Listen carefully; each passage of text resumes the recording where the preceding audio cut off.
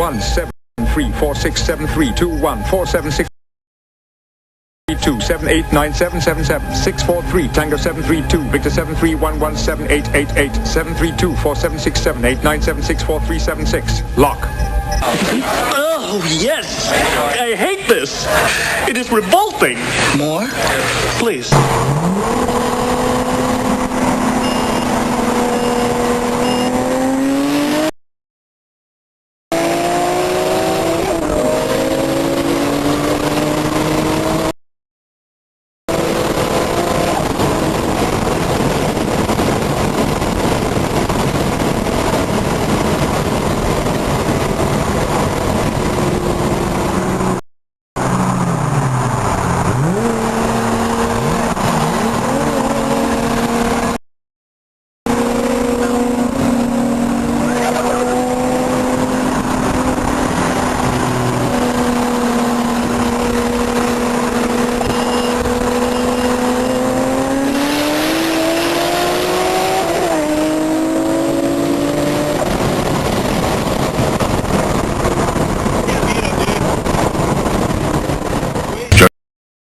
By the pollution content of the atmosphere, I believe we have arrived at the latter half of the 20th century.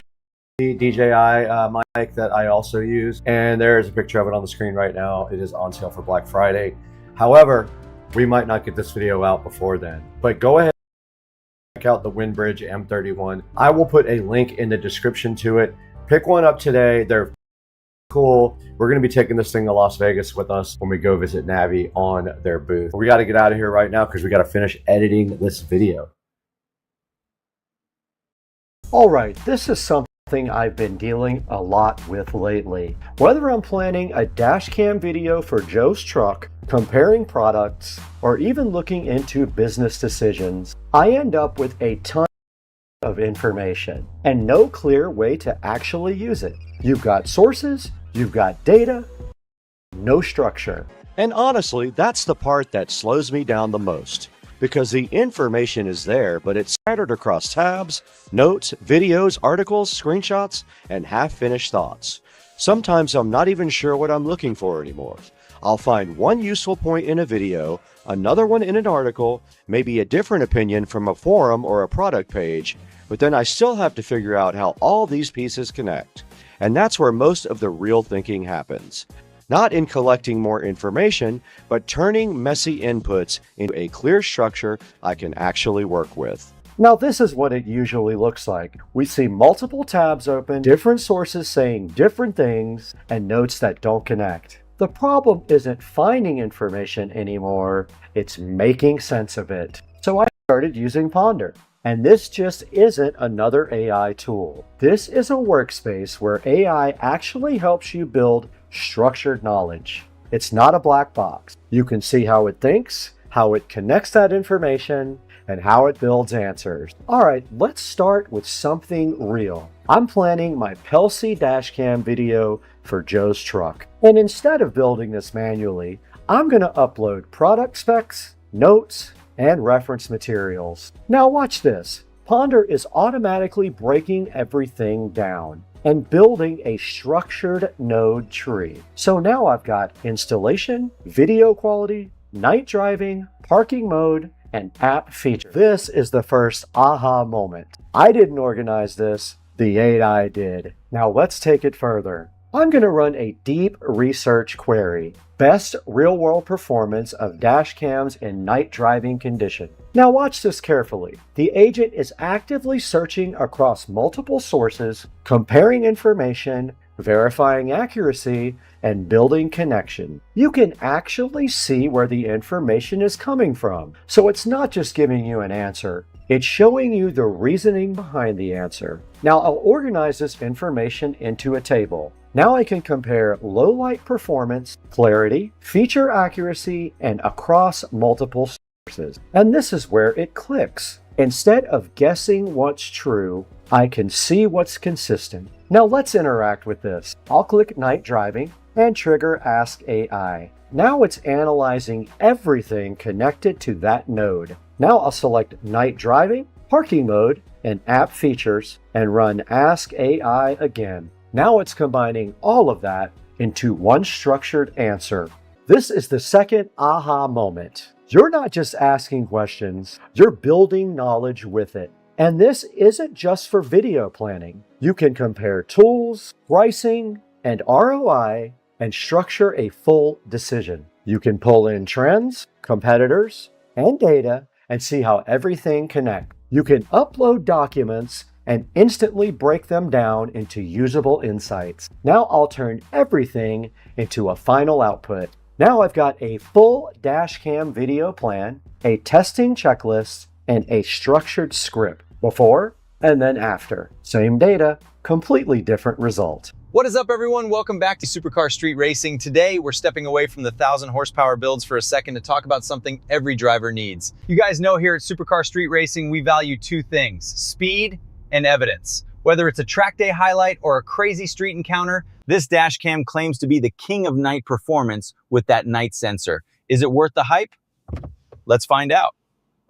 And yeah, this entire short film was created from a script made inside Ponder. But honestly, that's just one part of how I use it.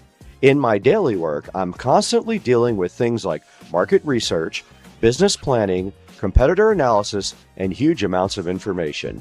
Normally, that means opening tons of tabs and manually organizing everything myself.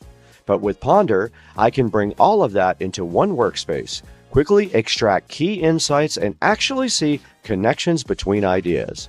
It saves me so much time, especially when working with long PDFs. It genuinely feels less like a chatbot and more like an intelligent research partner. If you're working with a lot of information like this, you should check out Ponder. Links in the description, and you get 20 free credits every single day just to try it out. And if you want to go further, you can use my code for 25% off. Worth it. This isn't about more information, it's about understanding it. And if you're rocking with Supercar Street Racing, hit that subscribe button, and I'll catch you in the next one.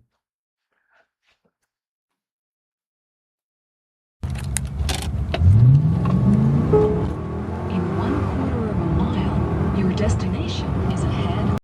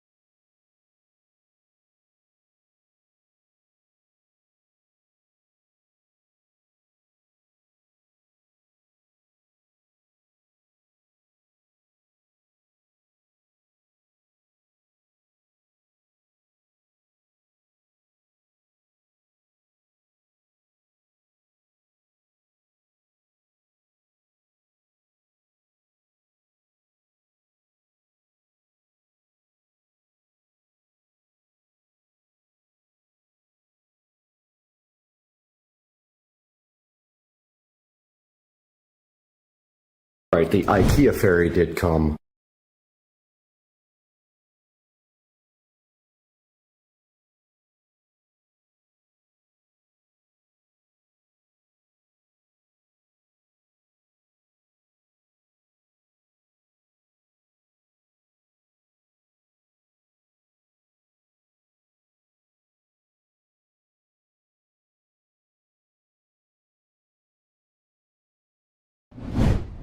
The fairy did come. Right, the IKEA fairy did come last night, and I did get rid of the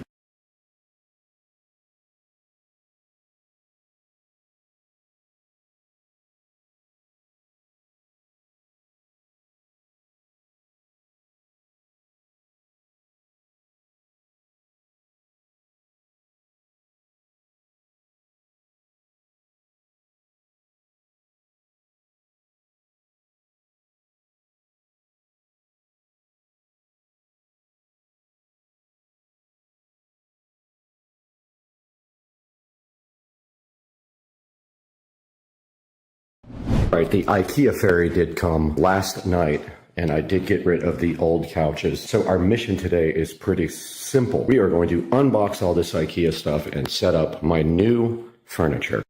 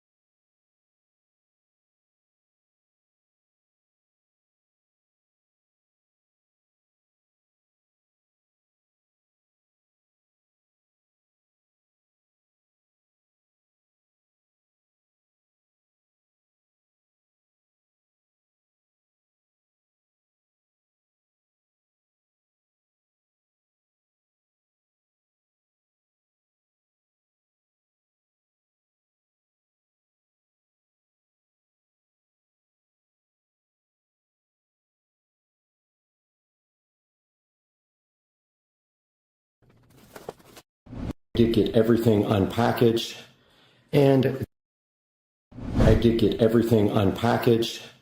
and the hardware and instructions were in the last box tucked underneath the springs. So I'm going to get the instructions out right now and figure out what is going on here. This is a modular set, so it has to be put together a certain way. Let's get to work.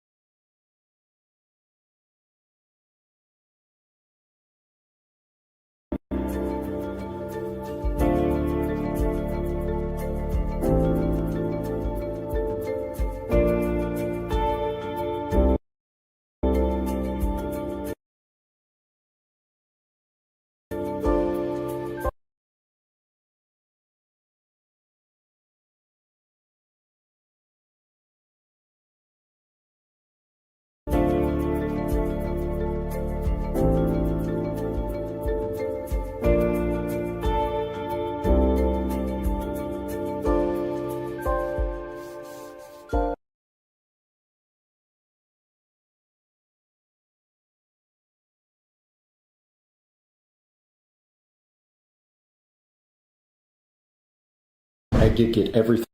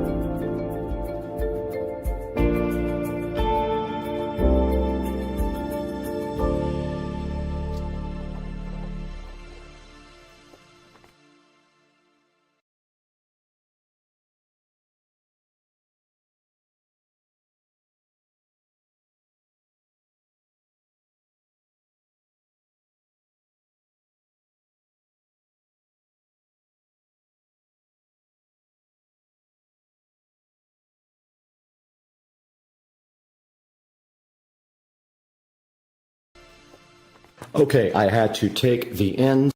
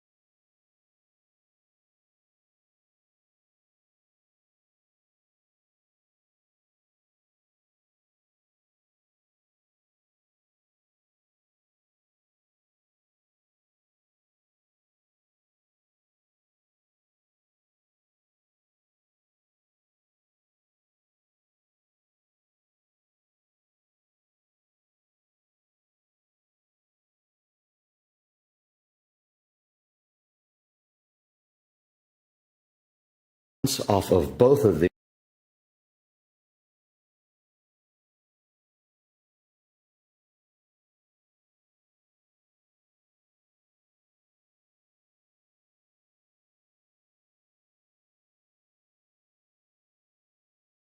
Okay, I had to take ends off of both of these and swap them around. They are interchangeable, so I had to take this end off because it was configured for completely opposite.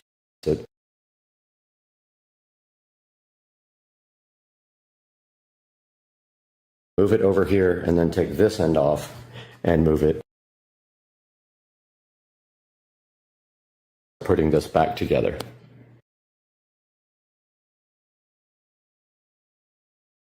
Okay, I had to take the ends off of both of these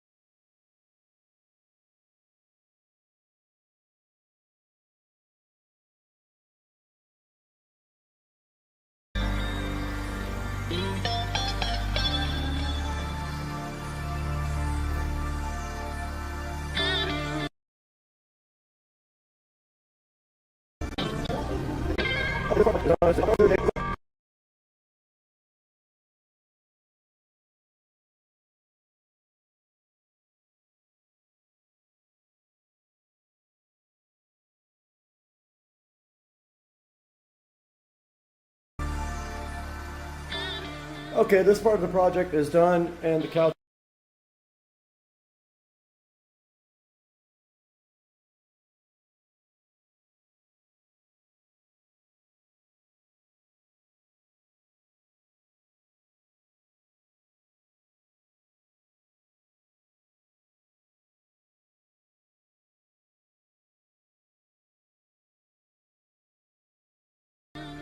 The project is done, and the couch is put together. It wasn't too bad. I made one mistake that cost me maybe 30 minutes of extra time, but I got that fixed now. And you can see right here, let me step back here and put it on wide.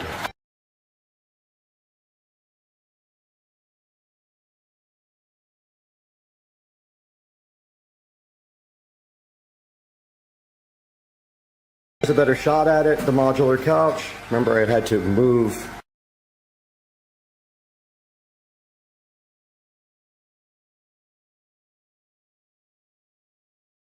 one side to the other to get it to the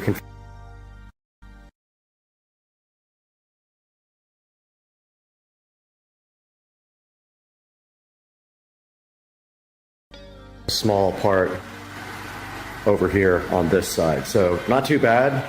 I'll put a link in the description to the couch, and watch the video back if you need any help putting it together. We'll see you guys.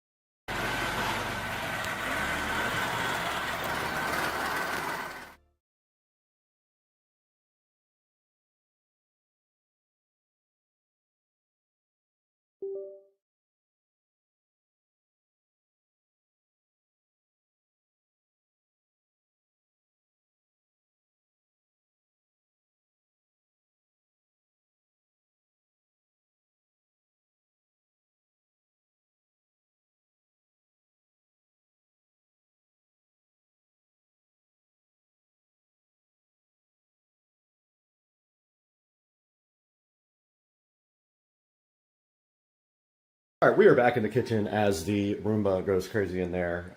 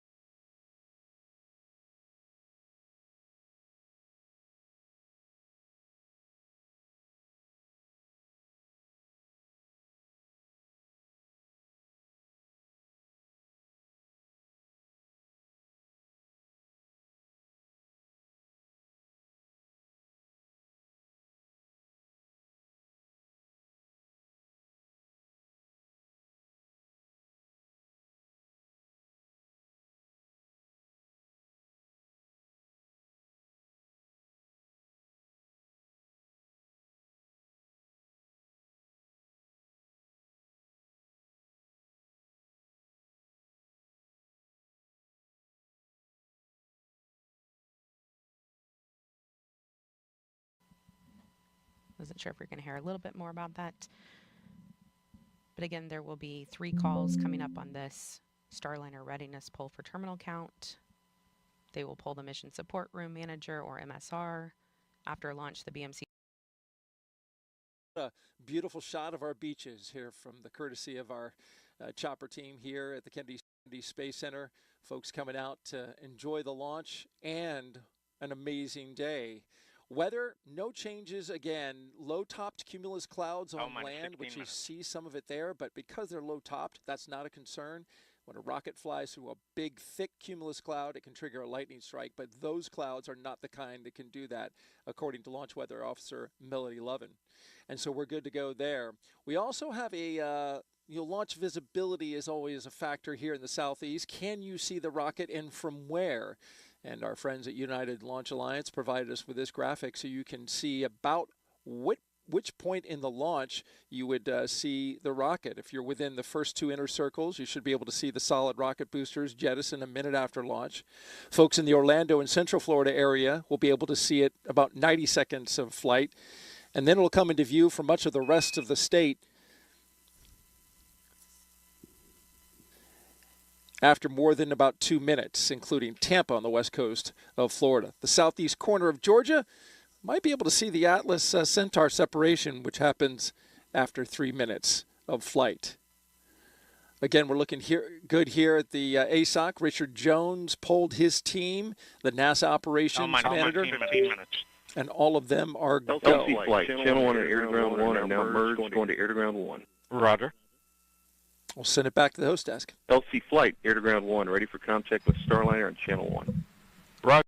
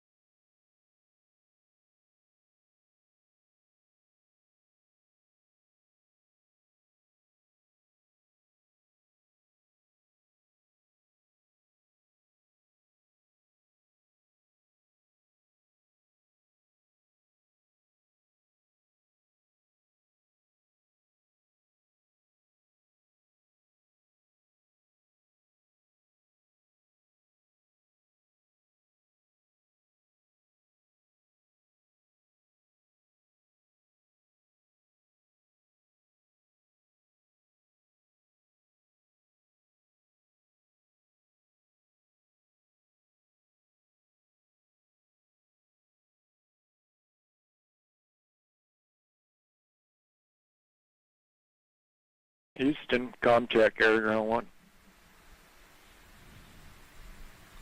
Houston.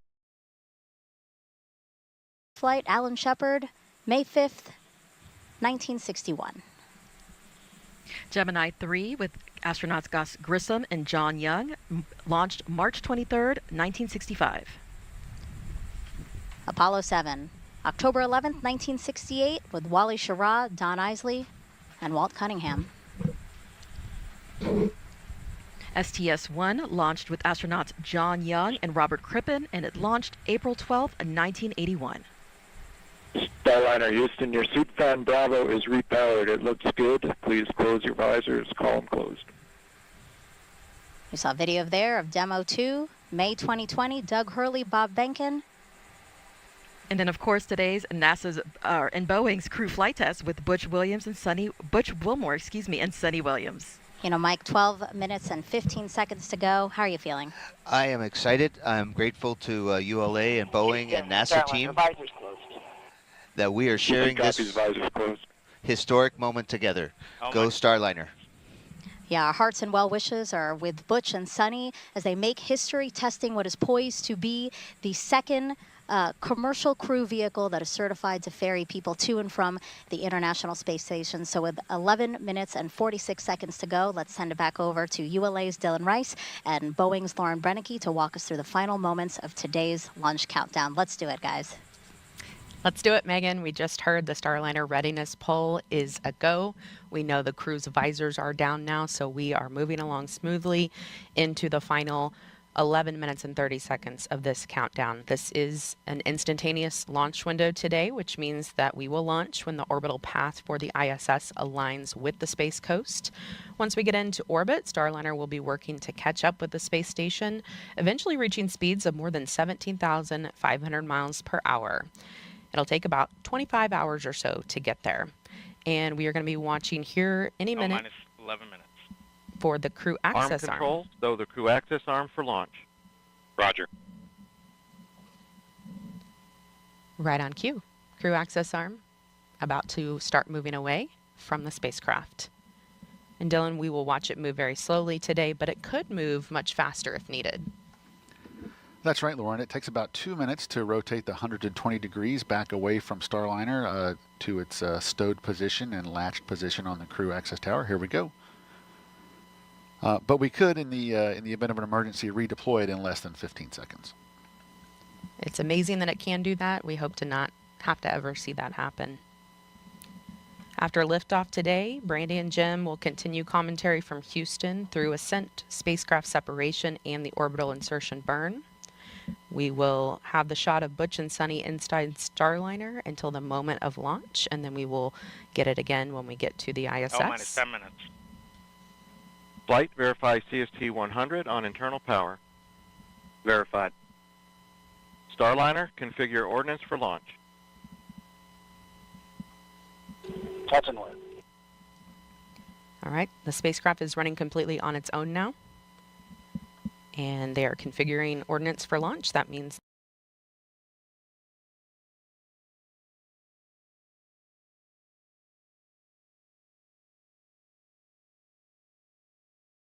or could happen during ascent.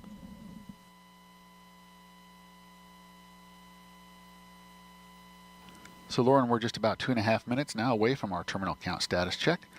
The terminal count status check is the final report from each operator indicating that their system, whether it be a ground control system or a launch vehicle system, is ready to execute the final 4 minutes of the countdown to launching the rocket. At this point, if there were an issue, the anomaly team would be discussing it, but nothing like that has happened right now. All's quiet. I am expecting to hear all members of the team report go when pulled by Chief Launch Conductor Doug Lebo. And we're actually hearing on a side channel that they are preparing for the launch vehicle systems poll. This is the long one. A lot of people view this as their favorite poll. It's kind of fun to listen to them list off each system, and then that team will give a final go or no go for launch.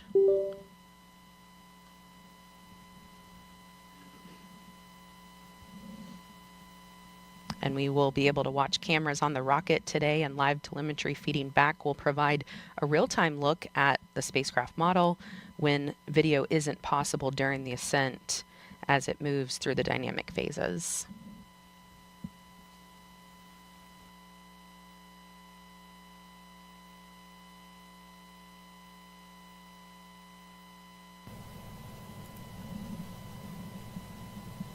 minus 8 minutes.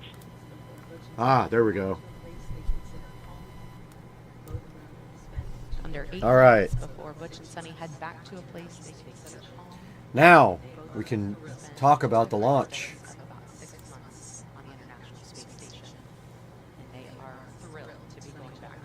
So we are 9 minutes away from launch of Starliner, which has been delayed multiple times.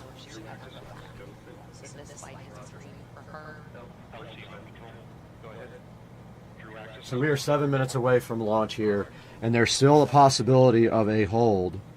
You don't know yet because it could still hold or scrub, but you can see Starliner at 7 minutes from launch. Let's see if they can get this thing off the ground finally. This is years and years of delays on Starliner, so this is huge if they can get this thing off the ground.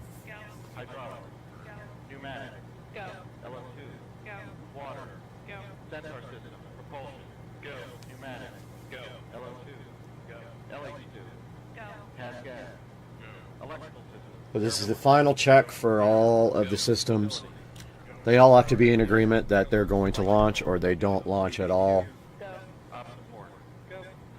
This is huge for Boeing. They have had failure after failure on this, getting this thing into the sky. So let's see if they can fly today. Go. ULA safety officer. Go. Vehicle system engineer. Go. Anomaly team. Go. Range coordinator. Clear to proceed. Flight director. I think there's a...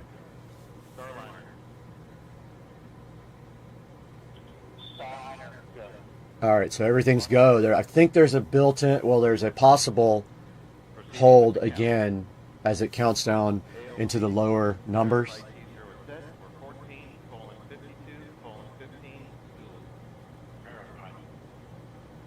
All right, so we're 5 minutes and 45 seconds, and it still could hold.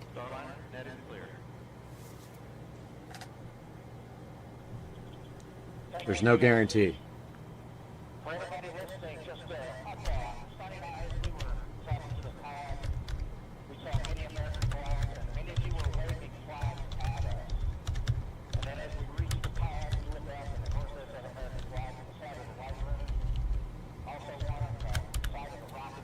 All right, a little over 5 minutes away from launch now of the first launch of crewed astronauts on Boeing Starliner, delayed years and years and years with many, many, many problems.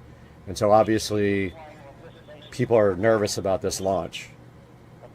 And it still could scrub. They have a built-in ability to hold, I think, at either 2 minutes or 1 minute. We're going to see.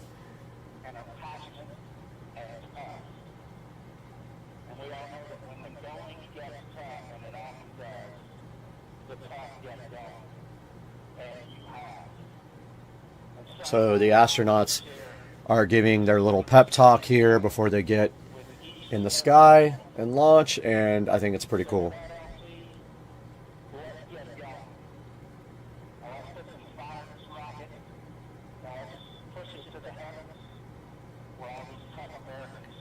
A little over 4 minutes left in the countdown now for Starliner. First launch with crewed astronauts.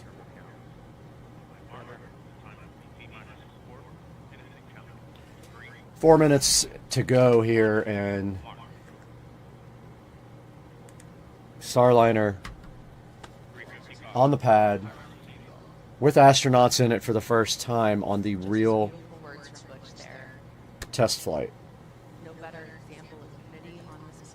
Every time they've launched so far, they've had issues and they've had failures, and they've scrubbed many, many, many times. So let's watch. 3 minutes. And if you notice underneath the capsule, there's like a ring almost. If you look at the very top where the capsule is, that is for aerodynamics. They figured out that helps with I think they said the shock waves over the bottom of the actual rocket when they are, I think, past the speed of sound. 3 minutes until liftoff here. Cape Kennedy there in the background.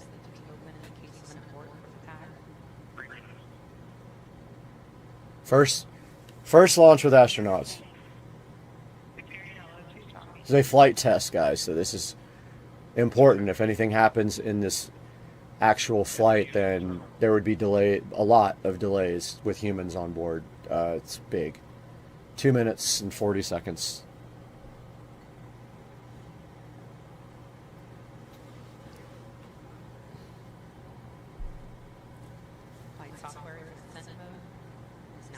A little over 2 minutes here, and obviously everybody at NASA is nervous about this flight, and so is Boeing with the issues that they've had for being delayed 5 or 6 years, which is uncalled for. And meanwhile, the whole time, SpaceX was delivering astronauts to the space station, and Boeing even got like almost 3 times the money that SpaceX did to do the same exact job, and there was a lot of controversy about that as well. 1 minute, 57 seconds. And you see the old school Boeing spacecraft compared to SpaceX. They refuse to modernize, so it still looks like the lunar lander from the 70s. You know, they refuse to make things modern. Well over a minute. They could still hold, I think, at 1 minute.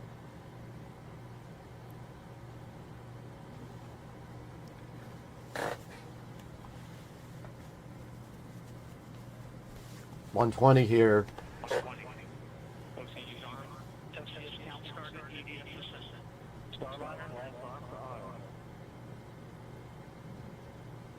One minute here. They're going to either hold or launch. Let's see.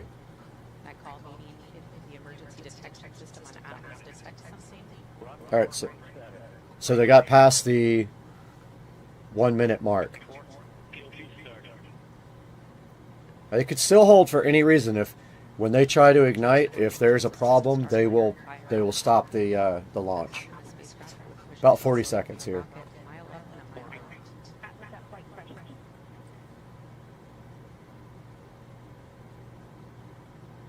They can't abort from the top. They can abort.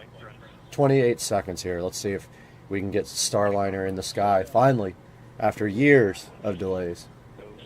20 seconds. Looks like they are go.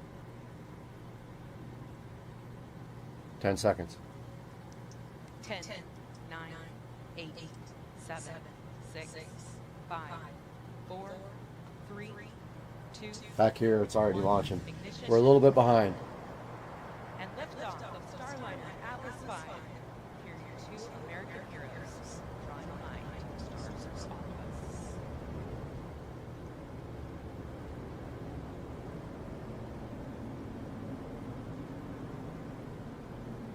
A little bit behind on this broadcast. Back here, they're about 5 seconds ahead of us.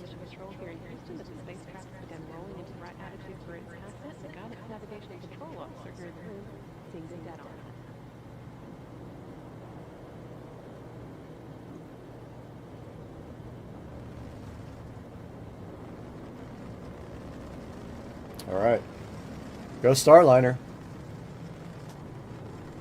About time.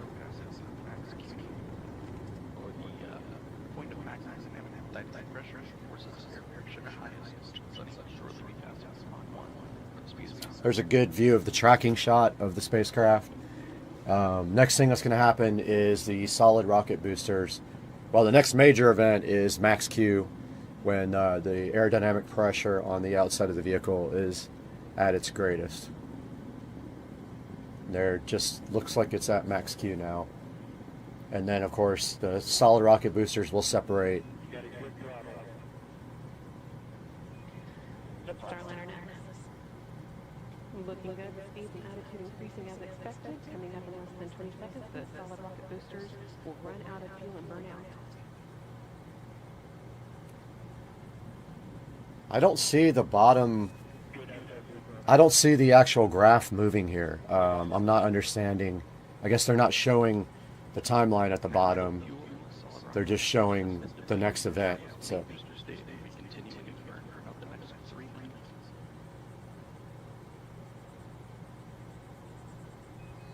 that's what happens when you don't use Starlink.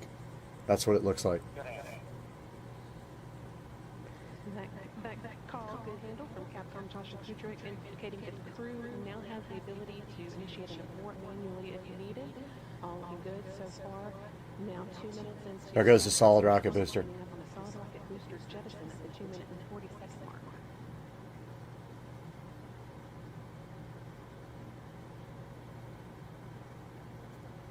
Such a low quality shot. You get used to seeing SpaceX with the high definition shots, and you see this and you're like, wow. So can't see what the next thing is. Okay, they are actually moving down the timeline. Solid rocket boosters have now been jettisoned after seeing Starliner through its first 90 seconds of flight. Team on the ground here confirming that it was. Oh no, they're not. They're just stepping through the steps. They're not actually moving down the timeline.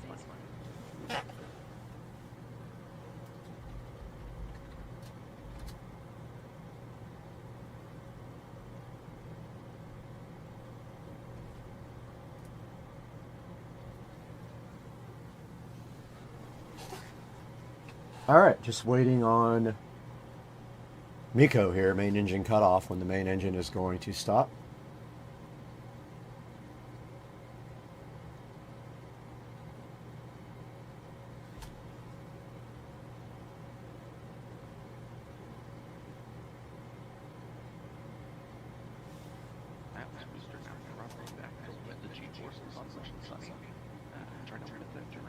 Nice view of the Earth there, although pretty low resolution compared to what we're used to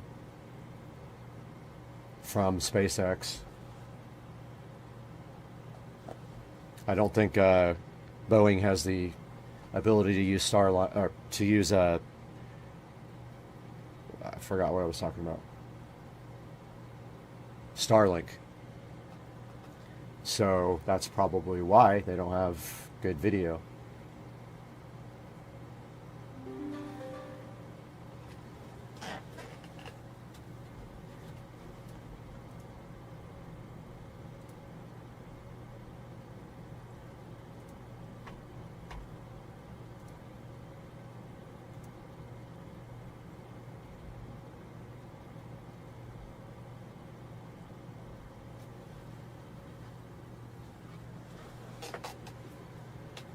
So far, so good for Starliner, as far as I can tell. No issues here.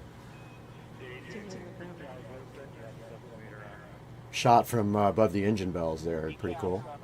Just very, very, very low quality.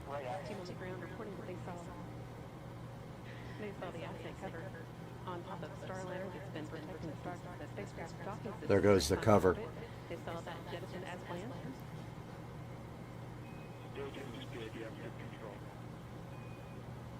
And now the second stage is 2 Star engines have ignited to pushing the Starliner into space, fueled by liquid hydrogen and liquid. So she just said the Centaur engines have ignited to keep moving Starliner forward.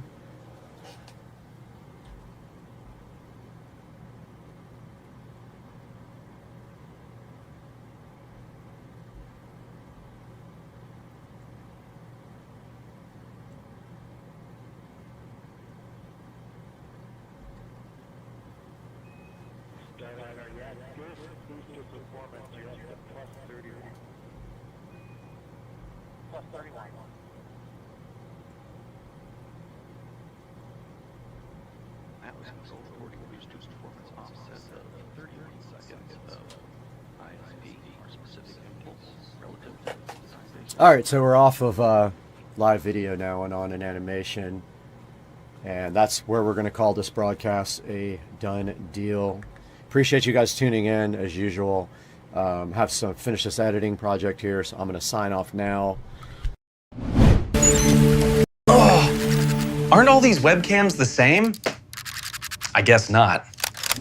Hey, welcome back to the channel, everybody. I'm Brad, and if you found me, we're on Supercar Street Racing. We're actually out in the Supercar Street Racing sunroom, and it is cold in Florida. It was about 36 degrees last night, which makes it very difficult to do anything outside. But today, we interrupt this program for a special announcement. The pronunciation of the product is actually OBSBot. It is not OBSBot. I wanted to make that clear right now before we go any further in the video. Now back to the video. Did send us their new Tiny Light 3. Now I might be one of the first people to actually have this, and I'm super hyped about it and I love it. We have it right here next to me. This is the Tiny 3. They also sent me their wireless microphone here to check out. We're gonna be looking at this today. Also, we're gonna do this all on Supercar Street Racing right after this open hangout.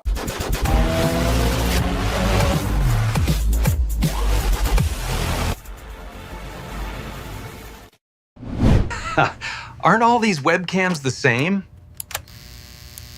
I guess not. Welcome back to the channel, everybody. I brought you guys outside to the Supercar Street Racing sunroom because I wanted you to see this cold, cold day in Florida. But inside, it is nice and warm, and we have something special for you. And I mean really special. This is the Tiny 3, and it's one of the first ones, and I'm really hyped because I'm gonna be replacing my camera in my studio, my main camera. It's right here next to me, and they sent me a bonus. They did send me their wireless microphone as well. It is right here. Here is the Tiny Tiny 3 package that we're going to be opening up and taking a look at today. It is brand new. I don't know if anyone else has this. They might, but I'm going to be the first one to broadcast with it because I'm going to do that today. Let's go ahead and get this guy unboxed right now and see what's inside of it. All right, guys, we are back with Supercar Street Racing reviews, and today, and in front of me, we have two different things. We have the brand new Tiny 3. It's called the Tiny 3 right there. And you can see by the package, I have not opened it up yet. Now, I did cheat and opened up the mic because I was very curious about this. And this is the tiny little mic that links right up to the Tiny 3 in the software. And then it came with this cool case that had a windscreen, a charger cable, string to put around your neck if you want to hold it like that, and it also does magnets. And this is the actual wireless microphone right here, looking so fresh right there. All right, I saved this for you guys. I just opened up the box, and inside the box there is a card right here, something in it, probably the user manual, and then a nice case. Check out the case that they did give us today. Nice hard case, and there it is. There's what's inside the case. The actual right here. Look at that thing, guys. And it is in a very nice packaging. It looks like right here we have, just gonna tan here, but wait.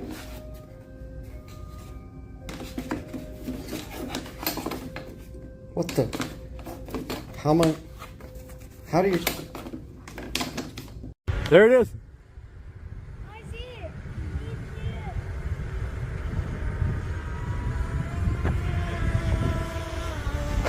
It's right there, straight down.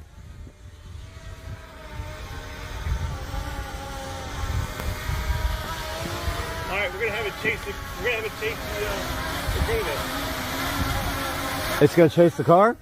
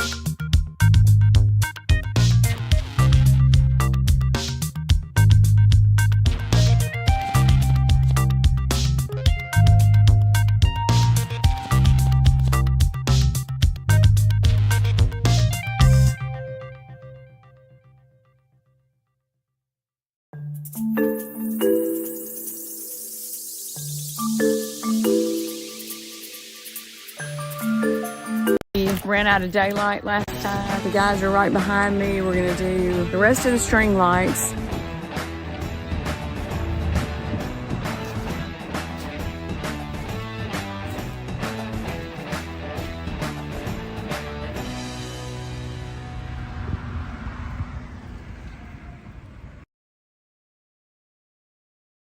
Hey there, we are starting the project again to do the rest of it. We ran out of daylight last time and everything that we have done has turned out great, looks amazing. So right now we're starting part 2 and we're gonna be getting set up here in just a minute. And tonight I will come back out and show you how it all looks, how great it is. It was really a fun project, not hard at all, especially with the great guys I had helping me.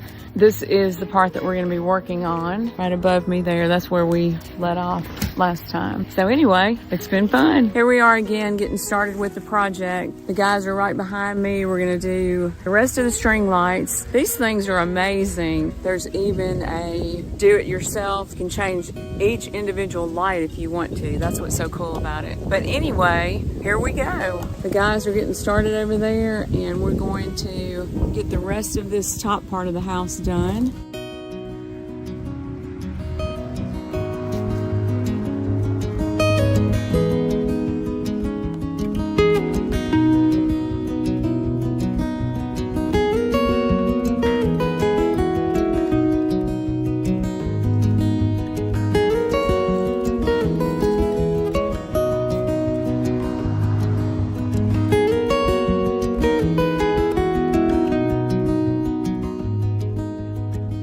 All we've got left to do is that top part, and hopefully we're going to have enough to finish. Not quite sure about that.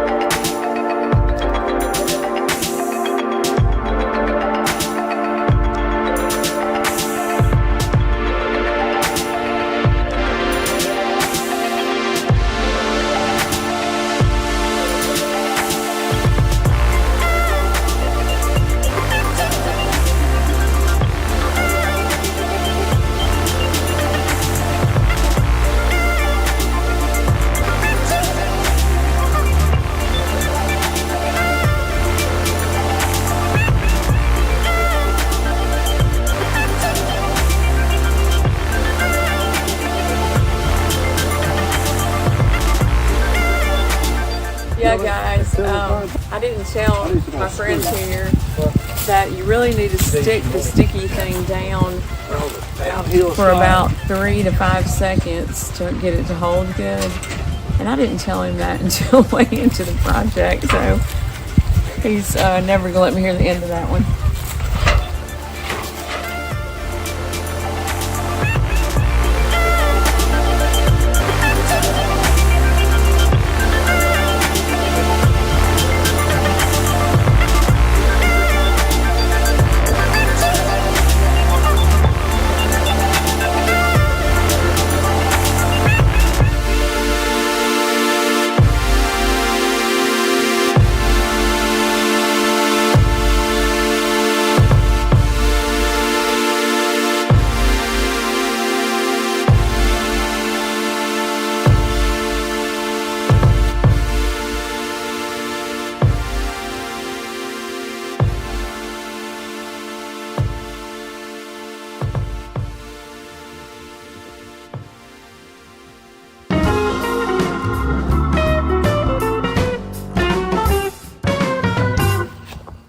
I just realized that the camera went off before we finished, so I'm going to show you what all he did.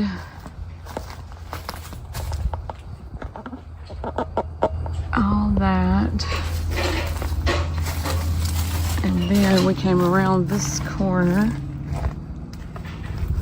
and did that part, and this is what it wasn't enough to do the whole side, so we decided just to do that and see how it looks at night.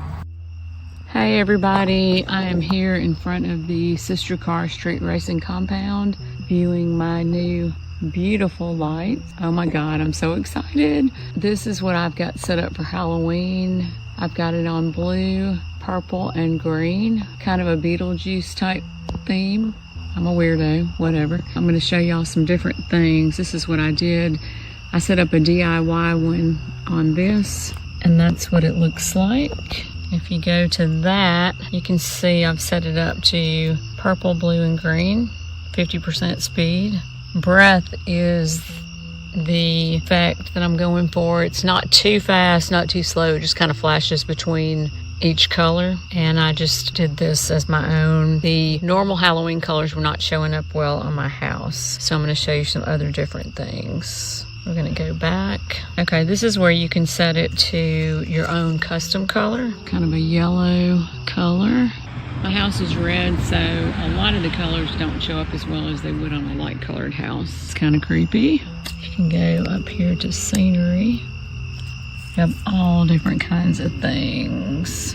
Willow, Glacier Express, speed, your own colors, whatever you can possibly think of. Let's try this. I haven't tried this one before, Dream. Okay, it is like a meteor. Let's try early spring. It takes it a second to change over. Let's try another one. Okay, this one's pretty cool. Kind of twinkling with blue and green colors. It's pretty awesome. Then we can go to life, which has trends, sports, meditation, dating. Okay, it's kind of a pink and red theme, I guess. Try sports. I guess you can set that to whatever color is your team. Let's go for a party mode.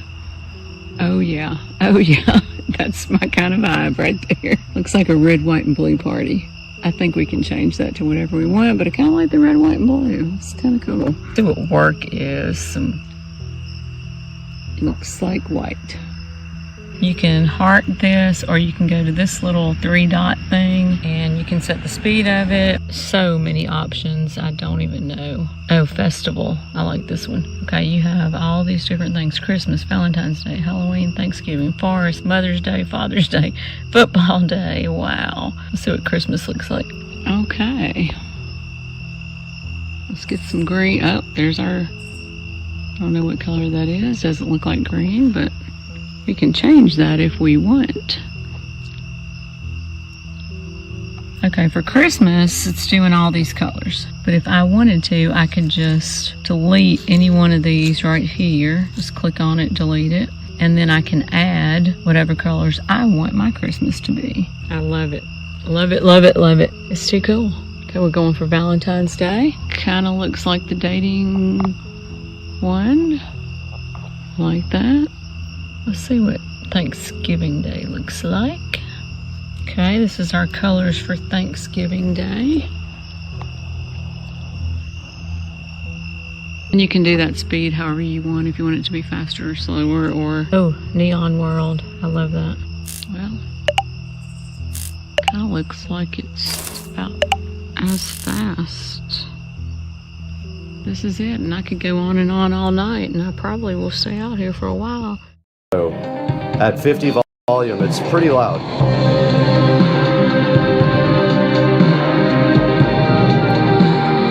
All right, you have a lot of choices as far as streaming, and also this guy can hook up to the subwoofer in the other room as well. The Sub Pro, which we showed you guys already, is wirelessly allowed to hook up to this thing. I don't know if it can do it at the same time as the WIM Ultra can, but it can connect the Sub Pro. And this is the first time I've used Wi-Fi on any of the WIM devices. It has worked flawlessly so far, no problems whatsoever. Yeah, we went through the settings on our other WIM video, so I will put a link to that down in the description as well. So that is going to do it for showing you guys how to hook up and demo the WIM amp. Let's throw it into the studio now, where we can talk about how to buy your own.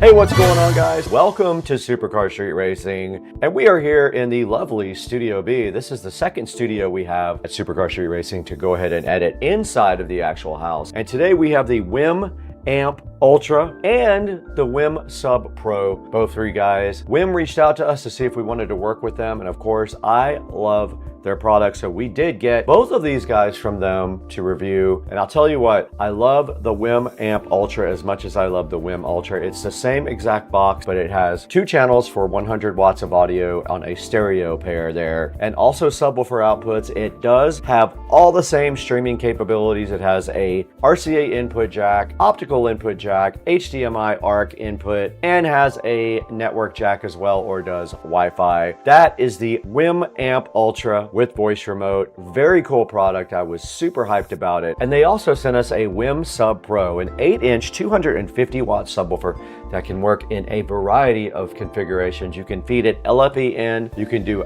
Ethernet, you can do Wi-Fi, and it's so cool because I put it right over in the middle of the room with no wiring whatsoever except for power, and the thing just absolutely rocks, and it hooks up wirelessly to any of your WIM devices. If you want to join it to your WIM, you can connect it to any of your devices. I connected it to my whole home audio system here, where I have a separate amplifier and it powers audio for the whole house. Now, there's going to be a link in the description to both of these guys. Please support Supercar Street Racing by buying all your product through our affiliate links. Like and subscribe, and please keep up with the channel on Instagram and Facebook and TikTok. All that's going to be down in the description as well. Please help us out. Please help us out by buying everything through our official affiliate link. And it is football Sunday. We got to support the Jaguars, so we got to get out of here. We have to go watch football.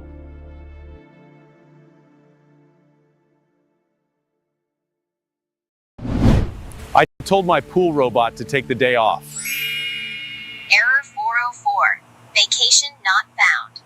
What's up, everybody, and welcome back to Supercar Street Racing, where we combine reviews, power sports, and high-tech stuff along with house projects as well. Now today, we're going to check out something that could completely change how you clean your pool. This is the Ultramarine P1 from Ecovacs. Now, you guys know we've worked with Ecovacs before, and we were so happy that they wanted us to check out their Ultramarine P1. And if your pool looked anything like mine did when we started, you already know why this matters. Leaves everywhere on the bottom, debris everywhere, and this is Florida. Now that's a real world mess, not a staged demo. Now what we're going to cover today is going to be the features and what makes the Ultramarine different, a real world cleaning test, and whether it's worth picking up. And then later on, we'll show you a battery test. We'll run this thing until it runs completely out and let you know how long it went. Now let's get into it. Joe, roll the clip.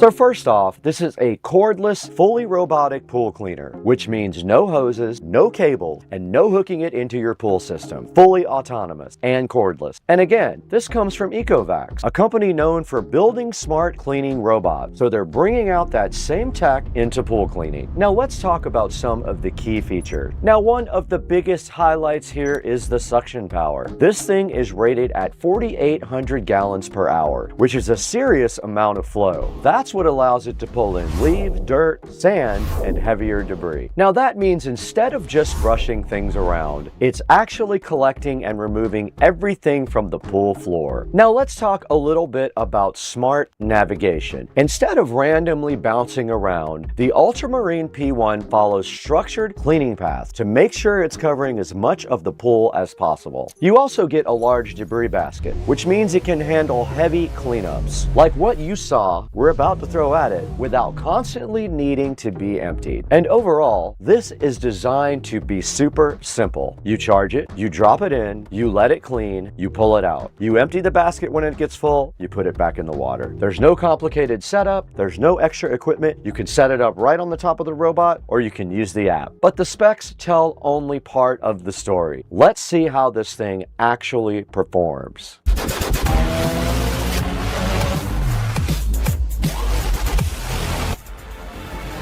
All right, we're gonna go ahead and download the app for Ecovacs, but I'm in luck because we already had the WinBot. So all we have to do is go find the actual app. Already have it because we were using the window bot, and we're supposed to scan this guy. Press and hold the power button for 3 seconds. We're pairing with the bot. Let's call this the SCSR compound. There we go. All right, let's see if it needs a firmware update. It does. We're going to upgrade to 5.21.0. Let's do it. It is upgrading the firmware now.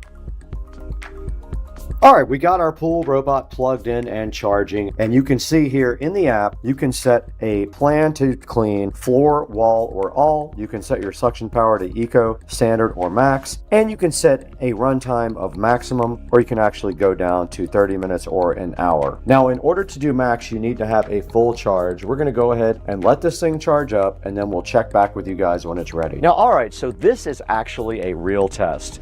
We've got leaves all over the bottom of the pool, debris sitting all across the pool floor, and this is exactly the kind of situation where a pool robot performs, or either it doesn't.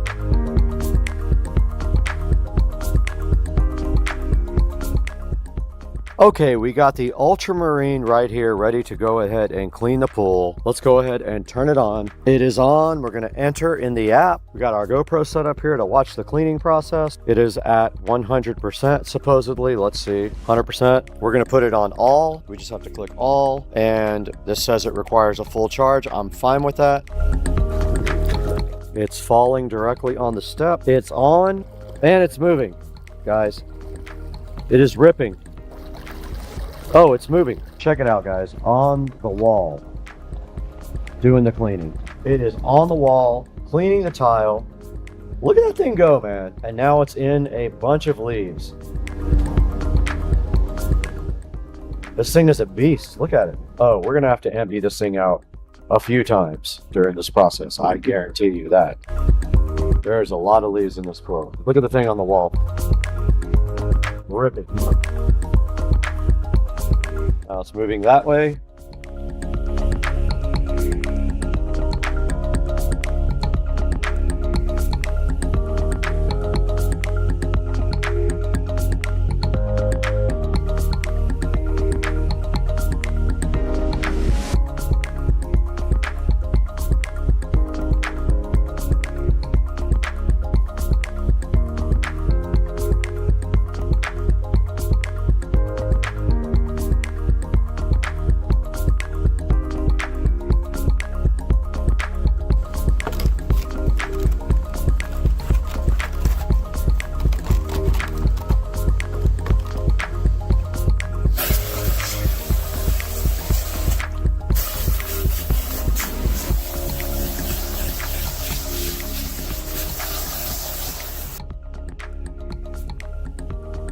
Now what you see right here is the fine filter for the Ecovacs Aquamarine P1.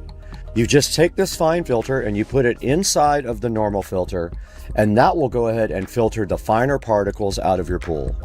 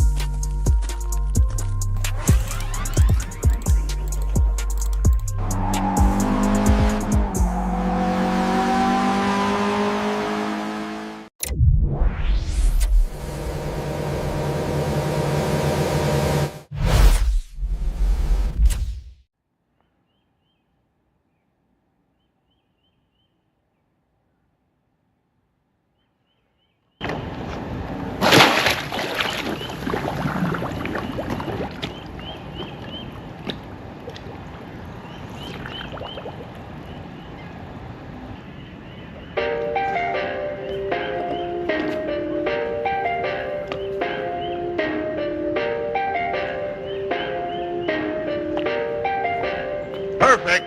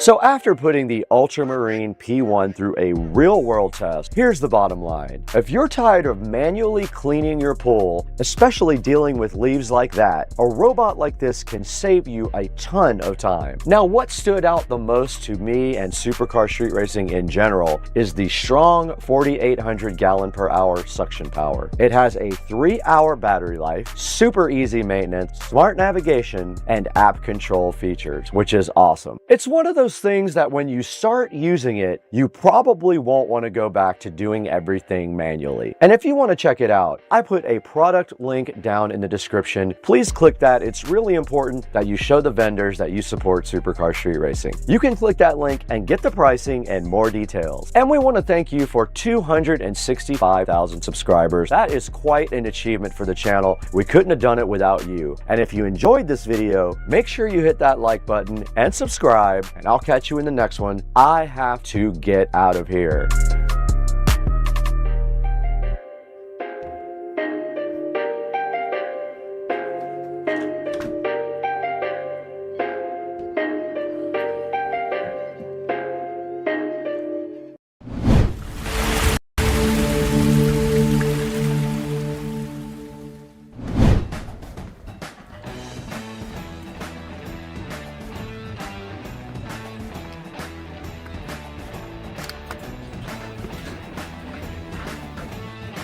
Hello, puppy. Hello, puppy. How you doing, puppy? Hello, girl. Hello, puppy. Good girl. Good girl. You too, dude. How are you guys doing?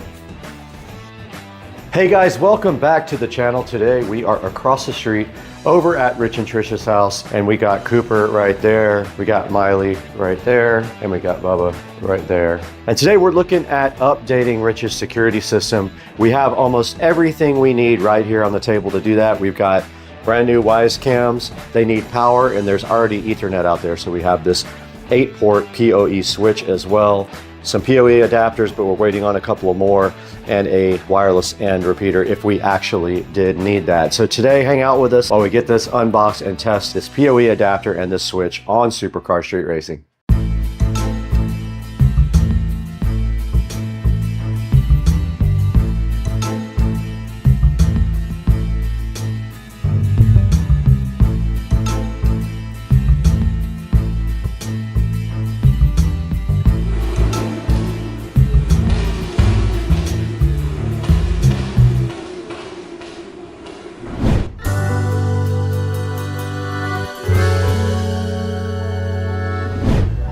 We are back on Supercar Street Racing across the street over at Rich and Trisha's house today. So happy to have you with us. Please like and subscribe while you are here. But today we definitely have a mission in front of us. We have everything we need to go ahead and convert Rich over to a modern security system.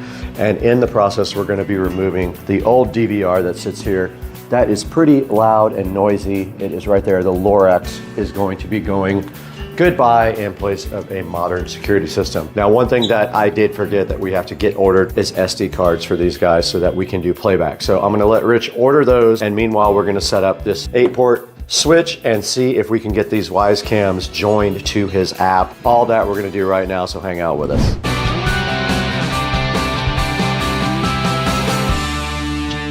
All right, we're back here in front of everything with Rich is hanging out watching this stuff.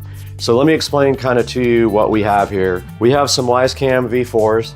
These are the new Wise cams. They do, I think, 2.5K, I believe it is. But they use regular power from the wall. Rich already has a security system wired up that has power over Ethernet, but we're gonna replace that with our own switch here that has power over Ethernet. So all we should have to do is power on this switch. So I just applied power to this new PoE switch, and I do see a red power light glowing in the front. And now we have our PoE adapters here. These take regular Ethernet with PoE on it, and they convert it to USB for the WiseCam. So the WiseCam has a certain type of USB connection. It's not USB Type-C, I forgot the name of the connection. But this adapter here, there'll be a link in the description, will adapt that. It in turn plugs into Ethernet here. I brought a cable, and that Ethernet will run to our new PoE switch, which will sit where the old security system sits, the Lorex, or we move it anywhere we want. We just need to be able to plug in all the Ethernet cables to it, and it'll eliminate the DVR because we will be recording onto the actual cameras with SD cards, and that has been ordered. So we don't have SD cards yet, but we have the cameras. Now, the first step to testing this was powering up the PoE switch. It is on. And if we look at the front of the switch here, this guy has 8 ports, and then it's got 2 uplink ports. So these uplink ports would be used to connect this guy to a second switch. If you ever expanded, you would just link your second switch with these two, but you have 8 available PoE ports. So all we have to do is plug our yellow cable. This is just a test cable that I brought over. We can plug that into any of these PoE ports there. And then on this side, when we take this and apply this to our PoE adapter here, Rich, can you plug that in for me? Yeah. When we apply this to our PoE adapter, we should see the WiseCam start powering up. Okay, we do have a link, and we have power. We have power on the front of our cam, and that means that this guy is now booting up. It has a red light on the front. That worked. That's exactly what our plan was. So now if everything goes correctly, we should be able to go ahead and join. This guy's ready to connect, so we should be able to join it to Do I need my Wise app? Rich's app. Yes, you do need it. So we also want to figure out what we're going to call this camera. All right, guys, we're back here in front of Rich's table here. We have everything we need to go ahead and install the new security cameras, but one of the things we talked about is, and it's actually ready to connect now, is we wanted to see if we could label everything first so that when we get outside, we know which cameras we put in the app. So I went ahead and got my brother label maker here, and I'm gonna go ahead and remove this from power so it will stop talking to us. But basically, the first thing I need to know is what Rich wants to call this first camera, where that's gonna go. What are we gonna do with this one, Rich? Tree, and when we put it in the app, we can name it whatever we want and make one copy. That's all we really need is something to see what we are doing here. So when we get this outside, it matches up to what we put in the app. So Roger that. Go ahead and label this tree on the top.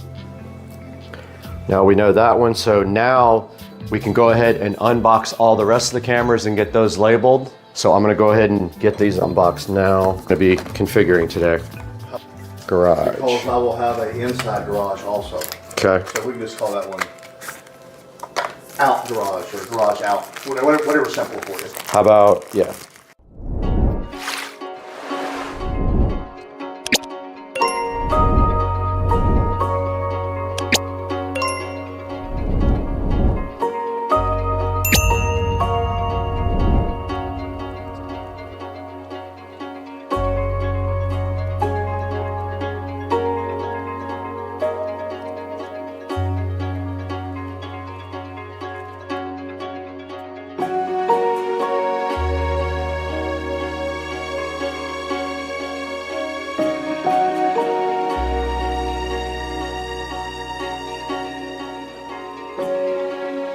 Okay, we're right in front of the Wise app now, and the first thing we have to do is apply power again to this guy. Rich, can you go ahead and power up our camera again? I unplugged it because it was chirping about being ready to set up.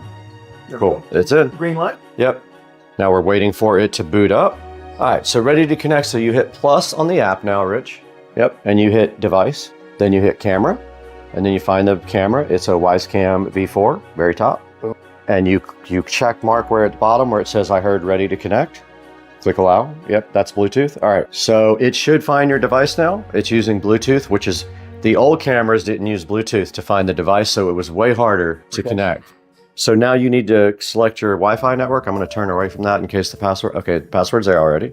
Click connect. Okay. And it also connected already to your, I'll go ahead and name it. So Rich is naming the camera now, Tree. And there we are. So we are officially on camera. The camera is connected. Awesome. And we're gonna go ahead and duplicate that now for all the rest of the cameras. 5 more times. We're gonna do that 5 more times. All right, let's do it. Good deal. Okay, Rich is working on one extra camera that I donated to the cause here, and it is done. But the next step of the process is we have to get rid of the Lorex, right? So we have to get the Lorex out of here and get it unplugged. It is sitting on top of a Blu-ray player that they've never used. And so we probably should just get that out of there too if you're not using it. I haven't used it in 10 years. Yeah, let's get that out of there too. That's just cluttering up everything. So we'll get the Blu-ray player out, we'll get the Lorex out and all the Ethernet cables disconnected. And that is our next step.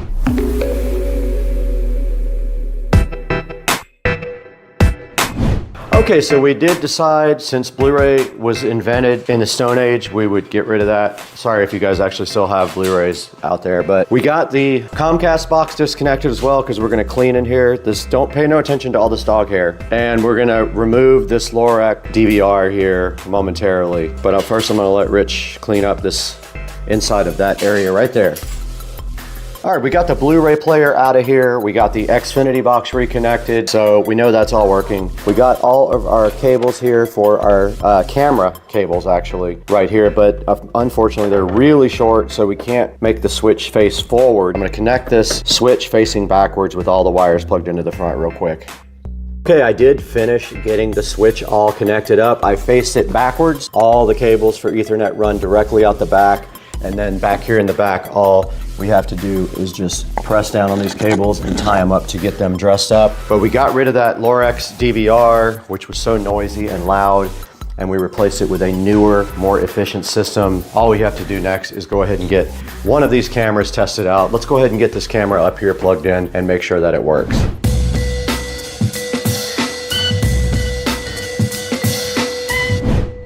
Here's our camera. We already have the PoE adapter on it. We're gonna put that up there on the shelf now and just make sure that it is working correctly.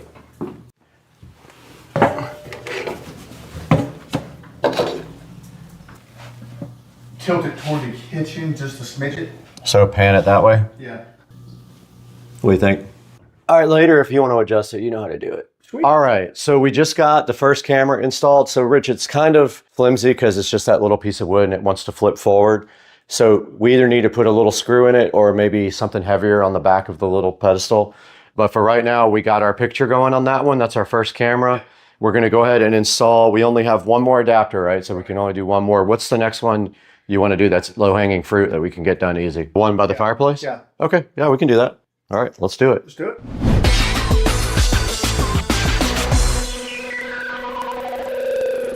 This is a perfect opportunity to talk to you guys about our sponsor for today. Our sponsor is BN Link. They were so kind to reach out to Supercar Street Racing to see if we'd be interested in showing you guys their new 6-outlet surge protected power strip. I do have 3 of these. I will be giving 2 of these away and giving one to my neighbor for his project that we were doing across the street that you guys just saw. He needs a power strip behind the TV. So these BN Link power strips are surge protected. They are 6 outlets.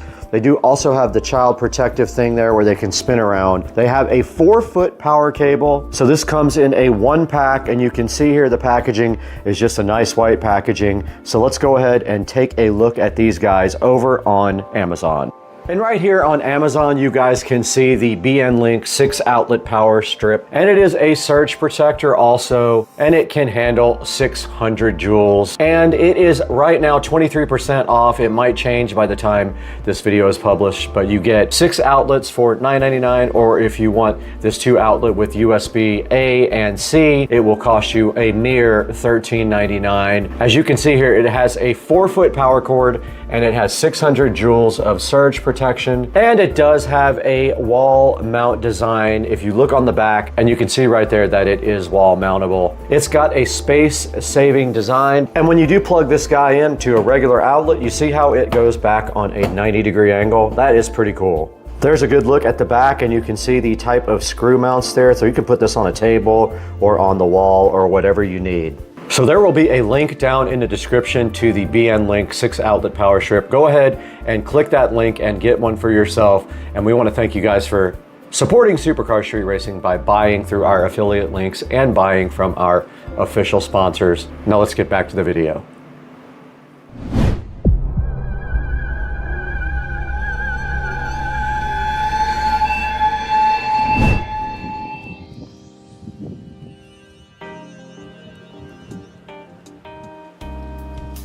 So we have one camera out here in this little thing right here. So we need to see how we're gonna replace it with this new Wise Cam. Oh, it's screwed down in there too. Okay, let's see what's holding this thing in.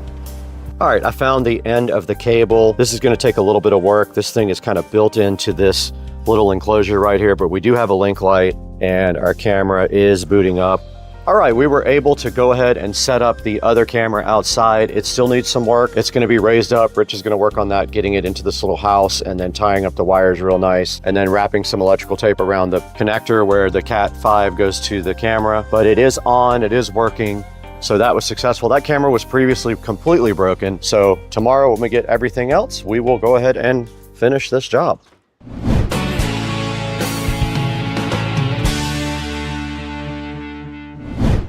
All right, guys, we just got back from across the street helping Rich out, and we are currently editing this video, but I wanted to give you guys a little outro here. Thank you so much for supporting the channel. We're doing so great now. We have a lot of subscribers, I think 62,000 at last count, but we're gonna get this video knocked out and we're gonna go help Rich with the rest tomorrow, but all that is left is actually mounting the cameras on the house. No big deal. We take off the old camera, we screw the new camera in and plug it in. Super simple, and then that whole project will be done. But I wanna encourage you guys to check the link in the description. There will be a link to the PoE switch that powers all these Wise Cam, a link to the PoE adapter if you already have Ethernet cable run, and also a link to the sponsor BN Link. Thank you again, BN Link, for all the wonderful things you sent us. And guys, thank you for your support. We could not do this on Supercar Street Racing if it wasn't for you guys and liking and subscribing and buying products through our official product links. So go into the product links, buy anything you want from any of our links. It doesn't have to be the actual product, and we still get just a little bit of money to help out the channel. Guys, that's got to do it for today. We are going to happy hour, me and Rich. So I got to get out of here, guys. I can't stay here anymore. I just have to go. I've got to get out of here. I got to leave. Bye, guys. I got to go.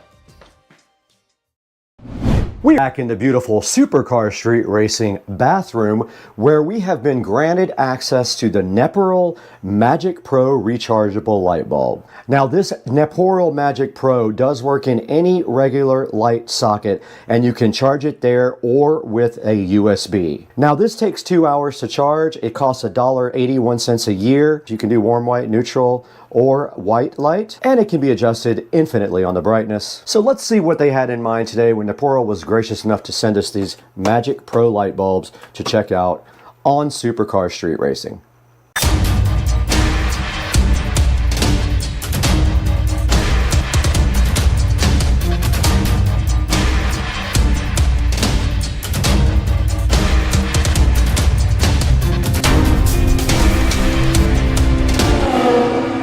Welcome to Supercar Street Racing unboxing and reviews. You've got Brad here with you, and if you don't know me, I'm so happy to have you today at the channel. And if you do know me, I could appreciate a like and subscribe on the video and a comment if you don't mind. And today we have the Neperal Magic Pro rechargeable light bulb that was provided to us by Neperal. They are so gracious to have sent us a sample of their bulb to look at several scenarios with you guys on how this might work. Now, taking a look at the box, you can see two, meaning I believe there are two in the box. And at the top of the box, a good highlight says that they work in a lamp socket and they are USB or lamp socket chargeable. Now the bottom of the box says they are 2-hour fast chargeable. They are dimmable with a hue shift, meaning they can go 3 different color temperatures, and they have a remote and a touch control also available. Now on the side of the box, a closer look at that, you can see it fits most E26, which is the standard light bulb in the United States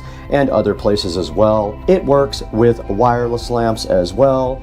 It backs up for emergencies, so if you lose the power in your house, these guys will still work. And on the side here, you do see they are made in China, and there is the model number right there, which I will put a link in the description for you guys. And then on the back side of the box, it says that it has a remote. We'll be looking into that as well, or a touch control.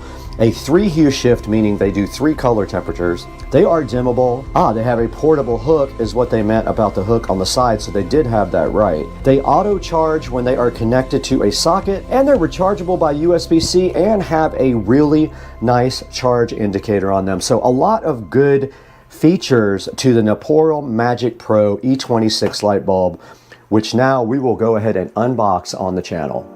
The Neperal Magic Pro is sitting right in front of you today, looking so fly and so fresh and asking to be stripped out of its box. So let's go ahead and see if we're going to need something to get the tape off today. And look at that, we were able to get this package open. Well, I had it open. We might be able to get this package open without any other type of opening device.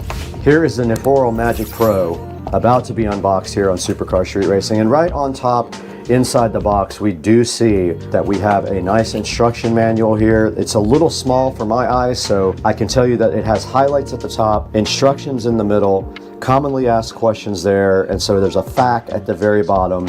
And I will take a picture of this and throw it up on the screen for you guys so you know exactly what this says. And then on the back, it does have a picture of a remote control. And they did not send the RGB. I was hoping they were sending the RGB. I did ask for that, but they did not send it. And then it does highlight the touch control down on the bottom, which I guess is on the side of the bulb. Now inside of the box here with the Neperal, you do see it comes with some hooks for you to be able to hang this bulb up somewhere. So you don't actually have to have this thing connected anywhere. It could be totally and completely wireless, which we will demonstrate in a little bit. And then also inside of the box, they give you a USB charge cable. So it is a USB type A on one side to a USB type C on the other side. Moving forward, there is another hook here for these guys. It does not charge, but you can charge it while it's on here. This does not charge it. This just hangs it up for access. Now the first Neperal Magic Pro is coming out of the box right here, and you can see the standard E26 base here. I do have the RGB lights, which I'm excited about. Now let's see if it actually works before we unbox the rest. Okay, it is not charged. And we do have our second RGB Pro here. Let's see if that one works. Does not work. So both of these bulbs need to be charged. And moving further into the box, we do see our RGB remote control here, and opening it up, it probably has a little tab for us to pull to get the battery working. Let's go ahead and get it open. And here is the remote control, and there is our battery activation strip right there. We did pull that. And I'm assuming nothing's gonna happen because I think the batteries are dead. Oh, okay, interesting. All right, so I wasn't holding it long enough. They did work right out of the box. At least that one did. Okay, let's see if the other one works. Maybe I wasn't holding it long enough. All right, this one is not charged. The other one was. You can tell because when I push on, only one of them comes on, and look, it's completely wireless. Nothing connected to it whatsoever. So let's get these guys onto the base lamp and get them all charged up first. And there, it just came on again. I pressed the button. And it looks like you cycle through the colors there, but I want to get both of them charged up. And there's a dimmer if you hold it down. Let me go ahead and power this off. And let's take it in there and get it on the lamp base. In the Supercar Street Racing nice office, we do see this fan going insane. So if you hear something, that is the fan. But we have our Neporals, and we are going to go ahead and charge them by putting them on our lamp here. Let's go ahead and remove, let's make sure this is on first though. Okay, it is on. All right, let's go ahead and remove that bulb and put the, and now the Neporal is insisting on being on. So let's go ahead and put the one that wasn't charged in. Now it should charge, and there should be a charging indicator on it. All right, so it is charging, and it did light up a nice red to indicate that it was charging. Let's let this guy charge while we put the other one on the other base. Now we are going to put our second Neporal bulb onto USB-C and charge it that way. It is already charged, so it shouldn't take as long. However, I'm curious to see which one charges faster if they were. So plugging this in, I already have my USB available right here on the Supercar Street Racing side table that we built on the channel. Check that video out if you haven't. And these are standard type A, so whoever built them doesn't understand that there is a backwards way. And let's go ahead and get this plugged into the Neporal bulb. You can see the USB-C sitting SoFly right there, and all we have to do is plug it in right now, and it should light up in red, and it did. So this bulb is now charging, this bulb is now charging, and let's see in the manual what it says about charging. I took another hard look at the manual, and basically when these lights go off, these bulbs are fully charged. It says a charge time of 2 hours. It does not specify whether that is with the USB Type-C or with the socket. So let's go ahead and let these guys both charge up all the way, and then we'll take them somewhere and demonstrate how they work in a good dark environment. All right, we are back with our Neporal Magic Pro lights, and we did let those guys charge for about an hour and a half. And when the red light goes off, they are fully charged, and now they are ready to test. So for our first test, now I do notice they come on pretty easy if you touch the power button there on the side. That's the little touch screen right there, or touch button right there.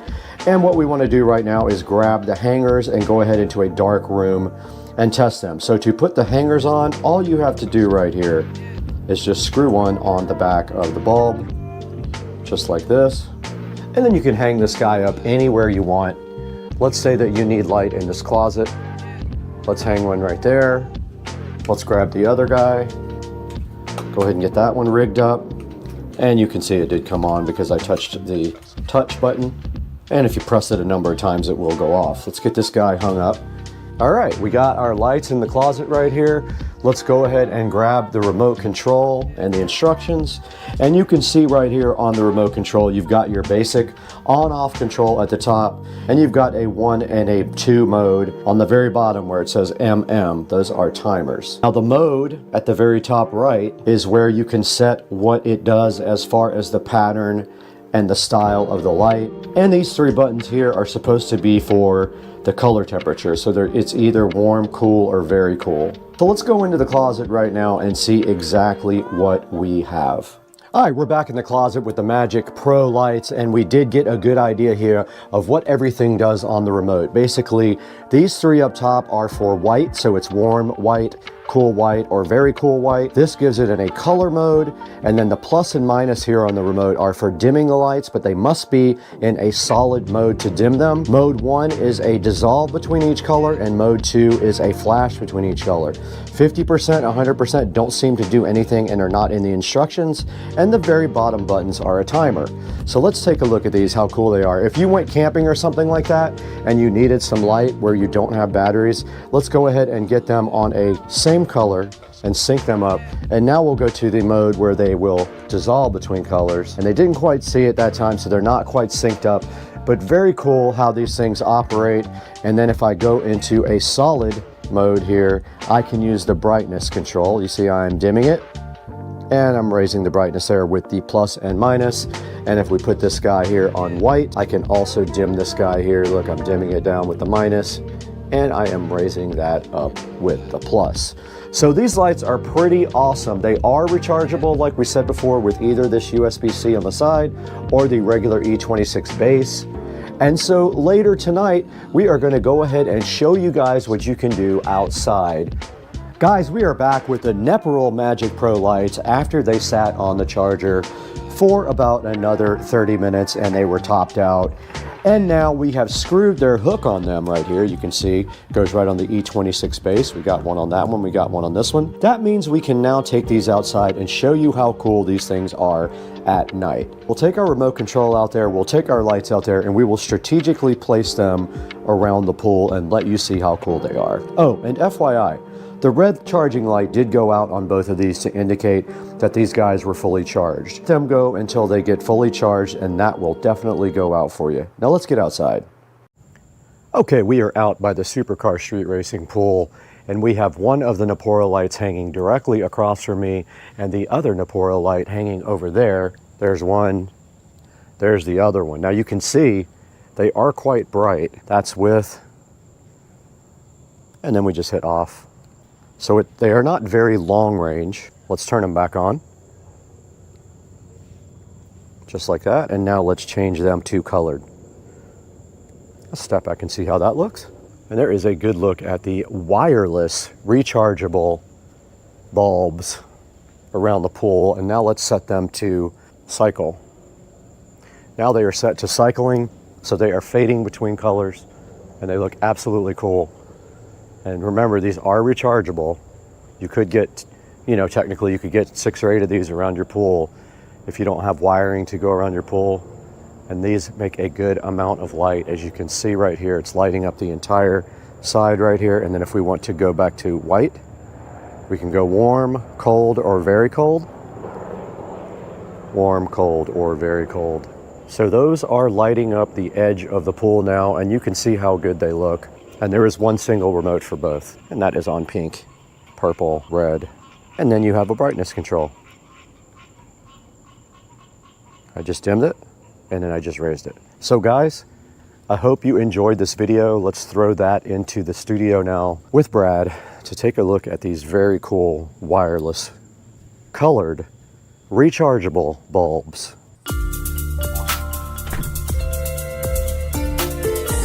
We are back at the Supercar Street Racing 4K production studio. You got Brad here, and I have spent some time with the Neporol Magic Pro rechargeable light, and I happen to have one right here sitting in front of me for you guys to check out. These things are very cool. The manufacturer contacted me and said, hey, are you interested in promoting this product? And I said, of course I am, and they sent me 2 of the RGB lights here, and I'm actually giving these away to someone after this video. So these are already gone. They have been given away to a subscriber. But these Magic Pro lights are so cool. You can literally hang them by their E26 base with these cool little screw-on things here, and you can take them off and they will charge from either the E26 base or they will charge from a USB Type-C right here on the side, which I think is just very cool. And you can see right here we also have the remote, and we can change colors with the remote. We can change modes with the remote so they can dissolve between colors. We have a brightness control, or they can go white, warm white, or cool white. And then you can also do brightness when you're on any of those 3. So these things are awesome. I really love these, and I know the subscriber that is getting them is going to get a lot of use out of them. I know a place where they would actually look really good. So pick up your set of Neporol Magic Pro lights today. There is actually 3 promotions going on right now. They have a 15% coupon available, a 5% promo code, and if you buy any 2, you get 10% off. It is absolutely insane. And I am going to be putting a link in the description for the Magic Pro by Neporol. And guys, please like and subscribe to Supercar Street Racing. Your support is what keeps the channel going. We don't make money off the channel. The little bit of money we make barely covers any of the costs on the channel. So go ahead and like and subscribe, leave a comment for us, and tell us what you think about these really cool Look, you just press this little button or use the remote. There it goes. You press the little button and it does come on the side of the bulb. So tell us what you think about these Magic Pro bulbs down in the comments. They have good reviews. They have a 4.3 star review, and I plan on giving them a review myself because I really love the way they work. Guys, thanks again. We got to get out of here though. We got to get this over to our subscriber who's waiting impatiently for it.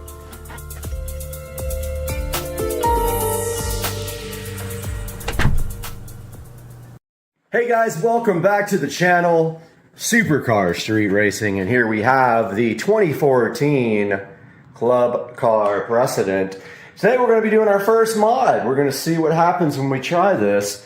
If you take a look at these side skirts here, someone thought it was a good idea to put a ugly chrome diamond plate side skirt on here. We're going to be taking these off, and maybe, I don't think we can take this off. This is actually part of the, I don't know why every single thing on a golf cart has to have a logo on it. That's ugly. It wraps all the way around here like this.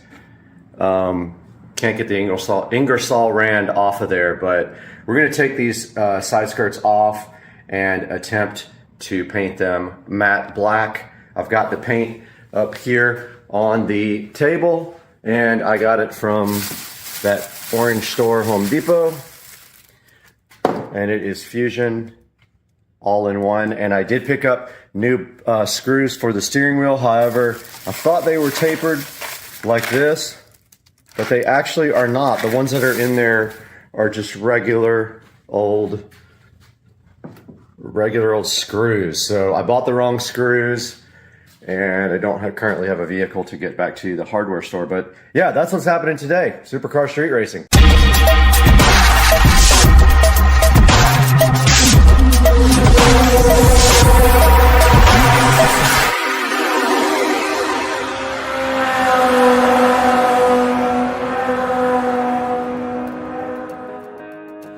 Alright guys, welcome back, and it looks like today there's a screw missing here, but I think our objective is to remove these 4 screws and take this off. The actual chrome plating is chipping off of this, but let's get the screwdriver out and get this guy off of there ASAP. The screwdriver is in the shed, but I have old reliable Black & Decker here, so this guy has never let me down. I've had the screwdriver for years and years.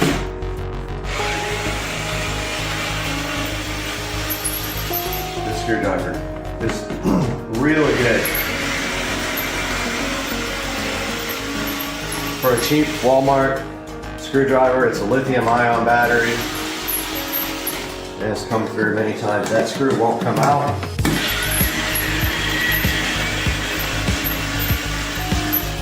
I think this just slips off now. I don't feel any screws on the side at all. Feels like it's loose.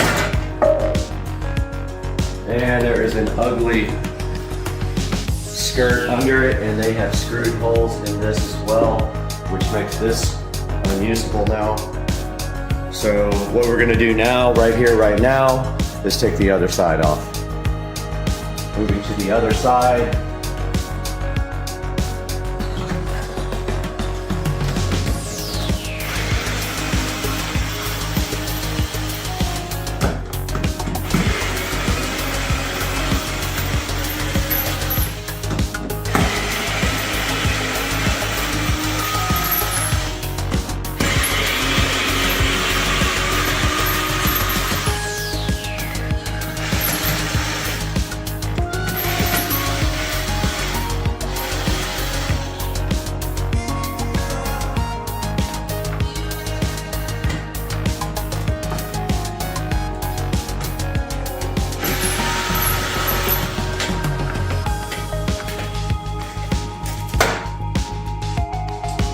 So the side skirts are the Ingersoll Rand side skirts. I can't even say it.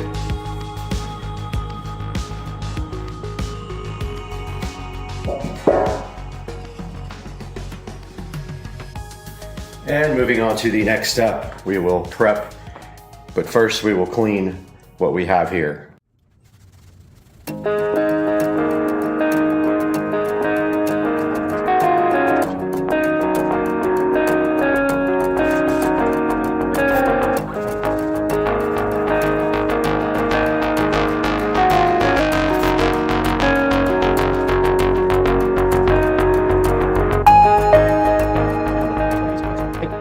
Okay, so I got the deglosser out here and I went over these one time. I'm gonna go ahead and go over them again with deglosser.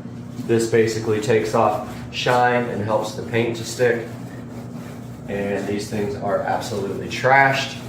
So I am either going to, if this doesn't look good after painting, then they are going to be replaced, the original side skirts, with the same ABS plastic ones. But yeah, this thing is, these are ready to be painted. I think I'm just gonna paint it right here. And yeah, I mean, try not to get overspray on my cart. Maybe I'll throw like a sheet over it or something. But yeah, I'm gonna do that next. All right, ready to paint these things. It's actually pretty cold out here. It might take a while to dry.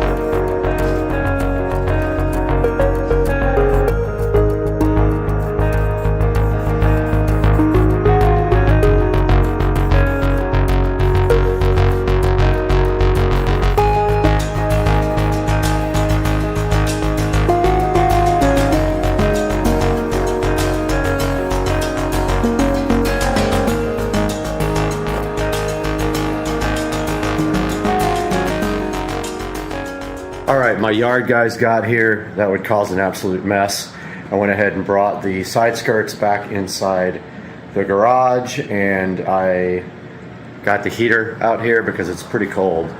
The only thing I don't have any black screws, so I don't know if I should paint these screws or what. I'll probably throw a little paint on the top of them.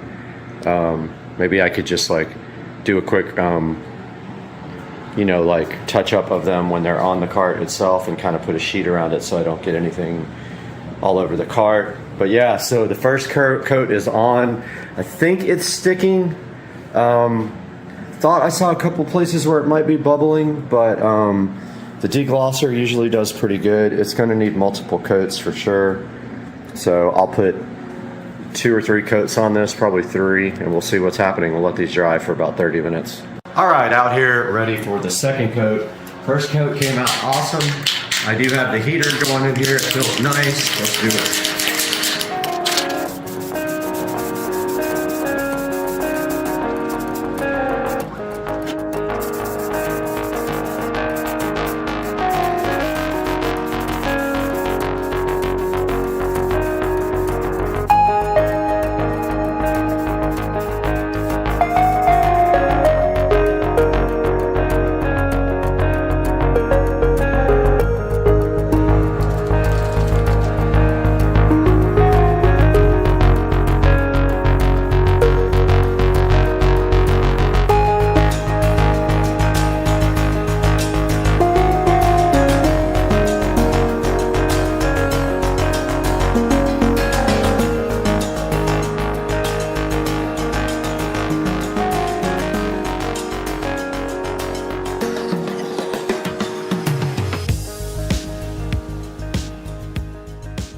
I'm going to go ahead and try to put them back on and see how they look.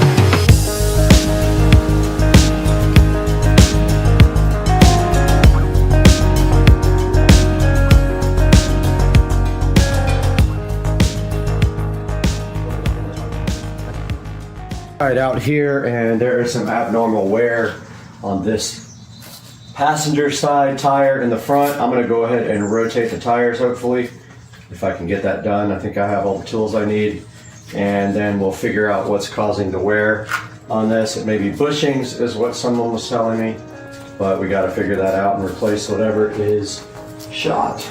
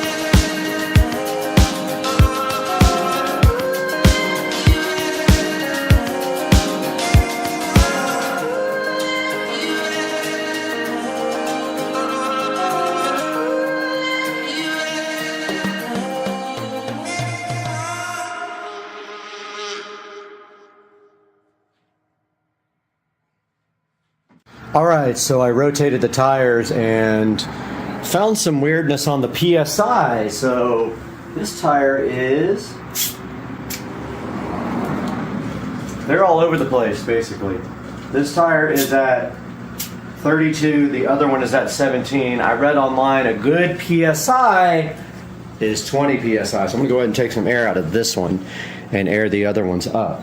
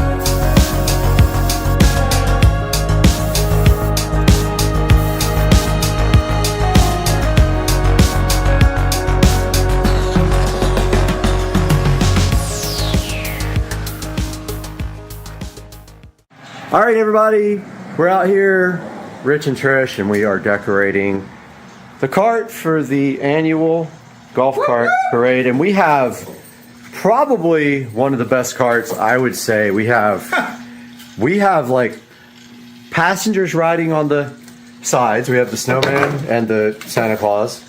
We have garland, we have balls, we have lights, a Christmas tree, which we haven't decided what we're gonna do with yet, but let me turn the lights off so you guys can actually see.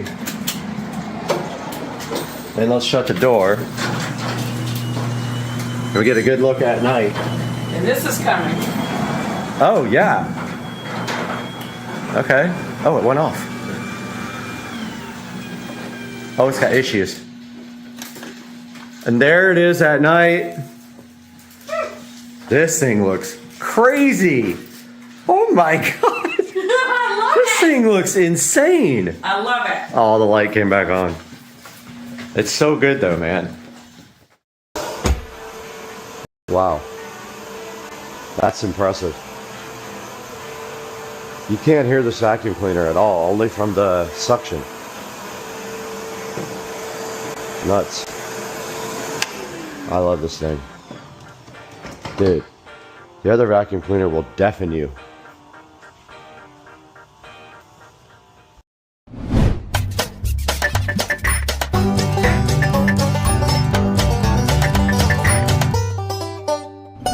Hey, what's up guys? Welcome back to Supercar Street Racing, and today we have something a little bit different.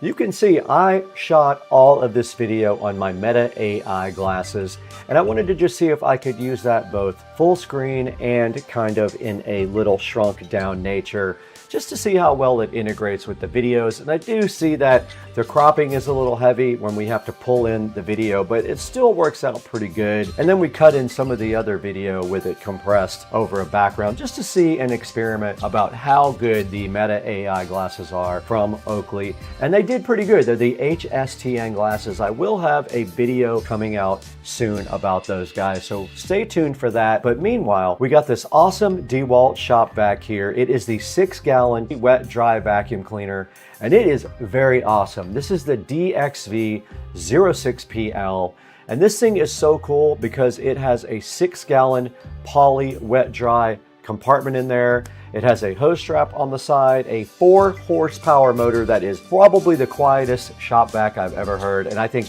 that's what impressed me most about this, is that this guy has the quietest motor. It will not deafen you. The other shop vac, the Craftsman, you need earplugs because that thing is so loud when you turn it on. This thing is not. And you can see a guy vacuuming out the car right here just like I was. And you can look right here, you can actually do a blower or a wet and dry vac, so it is actually 3-in-1.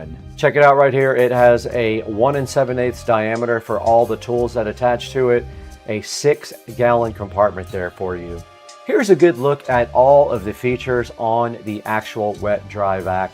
There is a handle at the top, there's a hose strap at the side. It is a flexible rubber strap that you can connect the hose to kind of keep it around the vacuum cleaner. It does have a 4 horsepower motor. It is very powerful. I tested that on the Studio and in the Tesla Model S Plaid.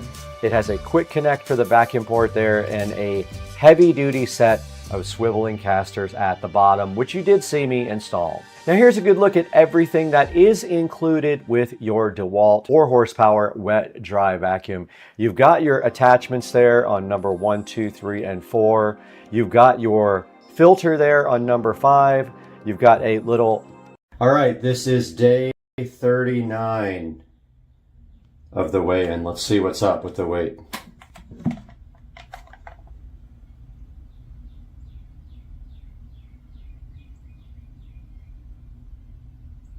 $150.0 on day 39 of my keto weight loss. So I have lost 19 pounds.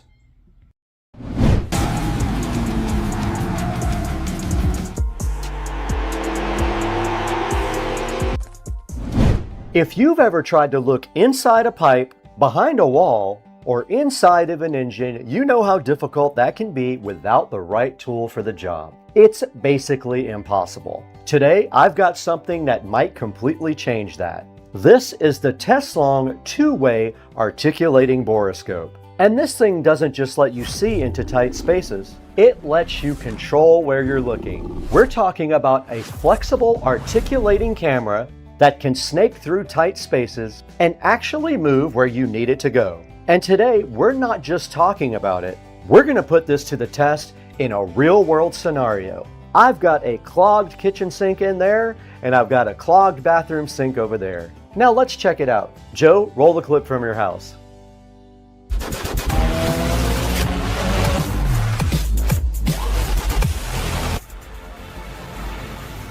One of the immediate standout features of this thing is the 2-way articulating probe. It's right there. And this lets you steer the camera using the joystick, making it easier to navigate tight and complex spaces without fighting the cable. Instead of guessing where you're going, you can precisely guide the camera exactly where you want it. Now, another big highlight is the 4.5-inch IPS color LCD display. The screen is bright, it's sharp, and it's super easy to see, whether you're working in a dark cabinet like in there or outside in the daylight. And the best part is there's no app required. You just power it up and you're ready to go. You also get a 5-foot semi-rigid gooseneck cable. And this is huge because it gives you the perfect balance of flexibility and control. It bends when you need it to, but also it holds its shape so you're not constantly fighting it while you're trying to inspect. And built into the camera head right here are high brightness LEDs, which are also adjustable.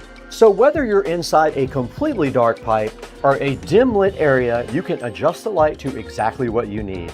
And the ergonomics are also really well thought out here. The articulating joystick right here is centered, and it allows you to control it whether you're right-handed or left-handed. It's right in the center right there. The capture button is right on the back there, and that makes it super easy to snap photos or take video while you're doing your inspection. Now, this isn't just for plumbing like we're going to use it for.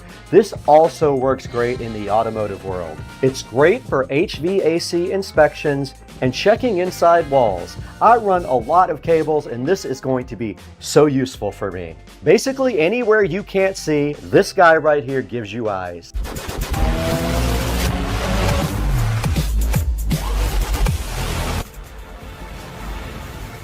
All right, now for a real test. We've got a clogged kitchen sink in there and a clogged bathroom sink.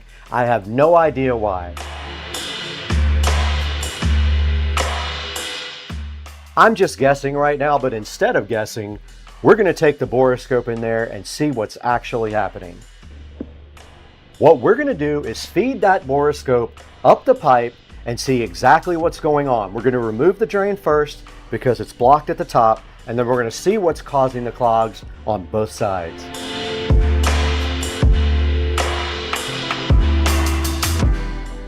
All right, we're in, and right away you can already see what's going on here. Check out all the buildup on both sides. And that's both when we put the borescope up towards the top of the drain or we go back towards the house on the other side. And as we move deeper, you can clearly see what's causing the blockage here. Looks like a bunch of hair, soap residue, and debris, which we're going to have to go ahead and clean out. And check this out. This is where the articulating head really comes in handy. Instead of just pushing it forward, I can angle it to see certain areas of the pipe and look around the clog and see how bad it really is.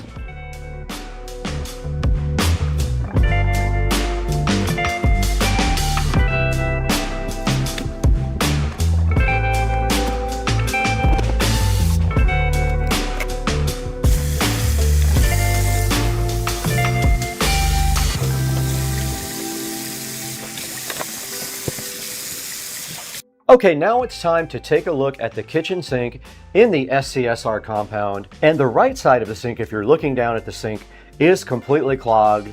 So what I'm going to do is go underneath here to around the P-trap, and I am going to go ahead and take off the pipe that is at the bottom so we can look up into the drain here and see if we can see what's going on.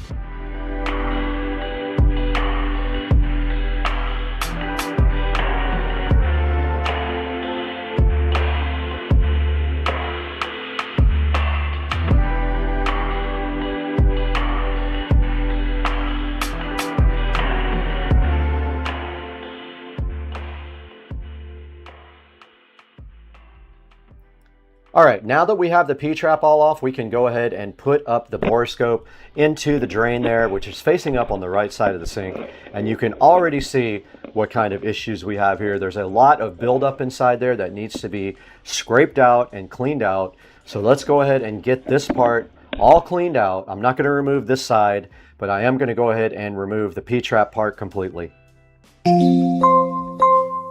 And the P-trap is all clogged up. You can see the goop and stuff inside there.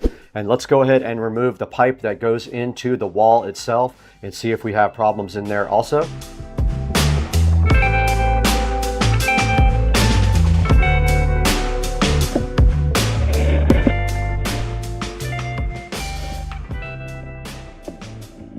And we do have a lot of issues going into the wall itself. Let's get all of that out and get that all cleaned out so we can go ahead and put all this back together and see if we repaired the sink.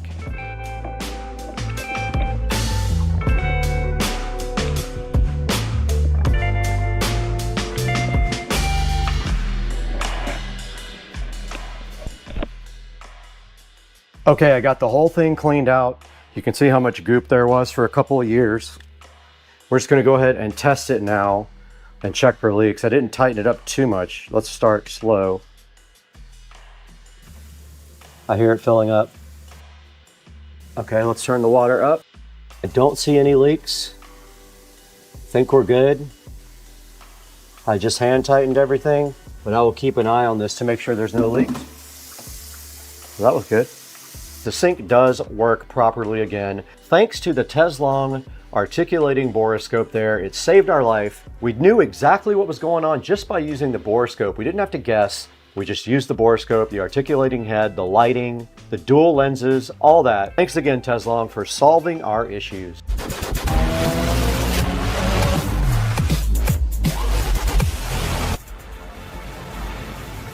So after putting the Teslong borescope to the test, here's the bottom line. If you're dealing with anything where you need to see inside of tight spaces, like plumbing, automotive, or home inspections, the Teslong borescope is a seriously useful tool. The combination of the articulating camera, the bright display, and the adjustable lighting, and that semi-rigid cable there, make it incredibly easy to use. You saw it right back there, even if you've never used anything like this before. Now, if you want to check it out yourself, there'll be a link down in the description so you can grab one for yourself. And if you found this video helpful, make sure you hit that like button. It really helps out the channel. We've got over 305,000 subscribers on Supercar Street Racing, and if you're not a subscriber, it's time to go fix that. But we got to get out of here right now. Joe, you can turn the camera off when I get out of here.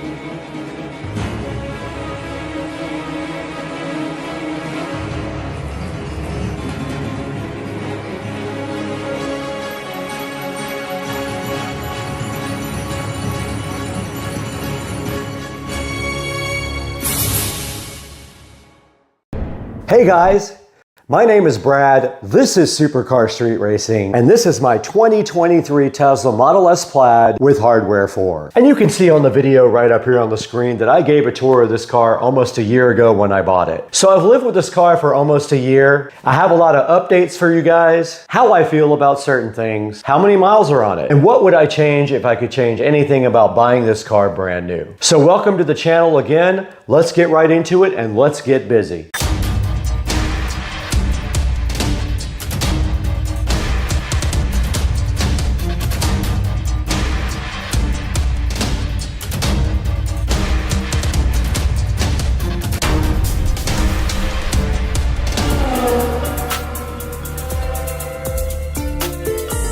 Guys, welcome back to Supercar Street Racing once again. My name is Brad, and if you don't know me, I hope that you'll consider subscribing to the channel and liking this video. And this is the Supercar Street Racing Garage. Right here next to me is my 2023 Model S Plaid with Hardware 4. Now the video up there you see playing is my tour of the car when I first got it, and I had done a few modifications to it. But the goal of this video today is to do another walk around of the car, tell you guys what I like so far in the first year, tell you what I didn't like, and how many miles do you think are on this Model S Plaid? We're gonna get into this car today on Supercar Street Racing, so let's go. So I bought this car about 1 year ago, and the first thing that I wanted to do with the car was put some mods on it. And of course, the first mod that makes sense for the Model S Plaid are the wheels. Now, the first modification to the Tesla Model S Plaid were the wheels and tires. These are BC Racing wheels, and they came right from modbargains.com. I always trust modbargains.com with my wheels and tires for all of my cars. And these are Michelin Pilot Sport 4S in 265/35 ZR21. I went ahead and opted not to get the 21-inch wheels directly from Tesla. I saved the money, bought my own wheels and tires, and I've been super happy with this combination. And there are no modifications whatsoever to the brakes. These are the stock Model S Plaid brakes with red calipers. Now up here in the front of the car we have several cool modifications. The first one being the carbon fiber V that fits right inside this nice pocket right here. This thing actually gives a really cool look to the front of the car, and it is also accented by this matte black Tesla logo here on the front. And then down below you can see we have the carbon fiber front splitter here. It was fairly expensive, but it was an actually really good fit, and all we had to do was peel off the 3M tape and push that on, and this thing has stayed on with absolutely zero problems and gives the car a way sportier look up front. And also notice here that the headlights are wrapped in satin, which also gives a very cool look. Now moving to the side of the car, we have two other modifications here, and the mirrors are folded in, but here are the Model S Plaid camera covers in carbon fiber. They just fit right over the existing cameras here, and they give it a nice sporty accent. And then moving up, we have the carbon fiber mirror covers for the car.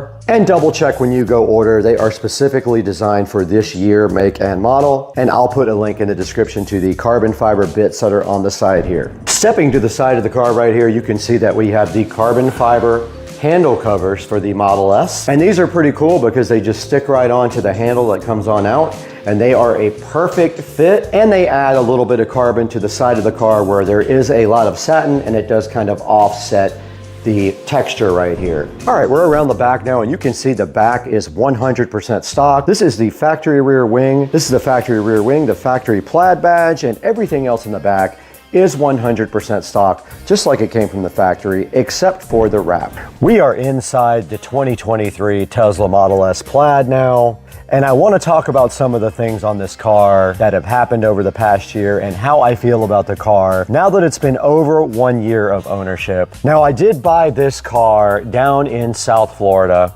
Someone had put an order in on it and didn't pick it up, so I was able to go down to Cocoa Beach and grab this car. Now this car is black with black interior with carbon fiber, and it does have the yoke, which I absolutely love. A lot of people don't like the yoke, but I have found it to be kind of interesting and fun to drive.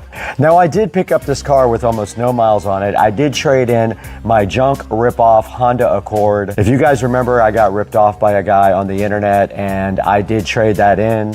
I headed down south to Merritt Island where the Tesla dealership is and picked up my brand new car.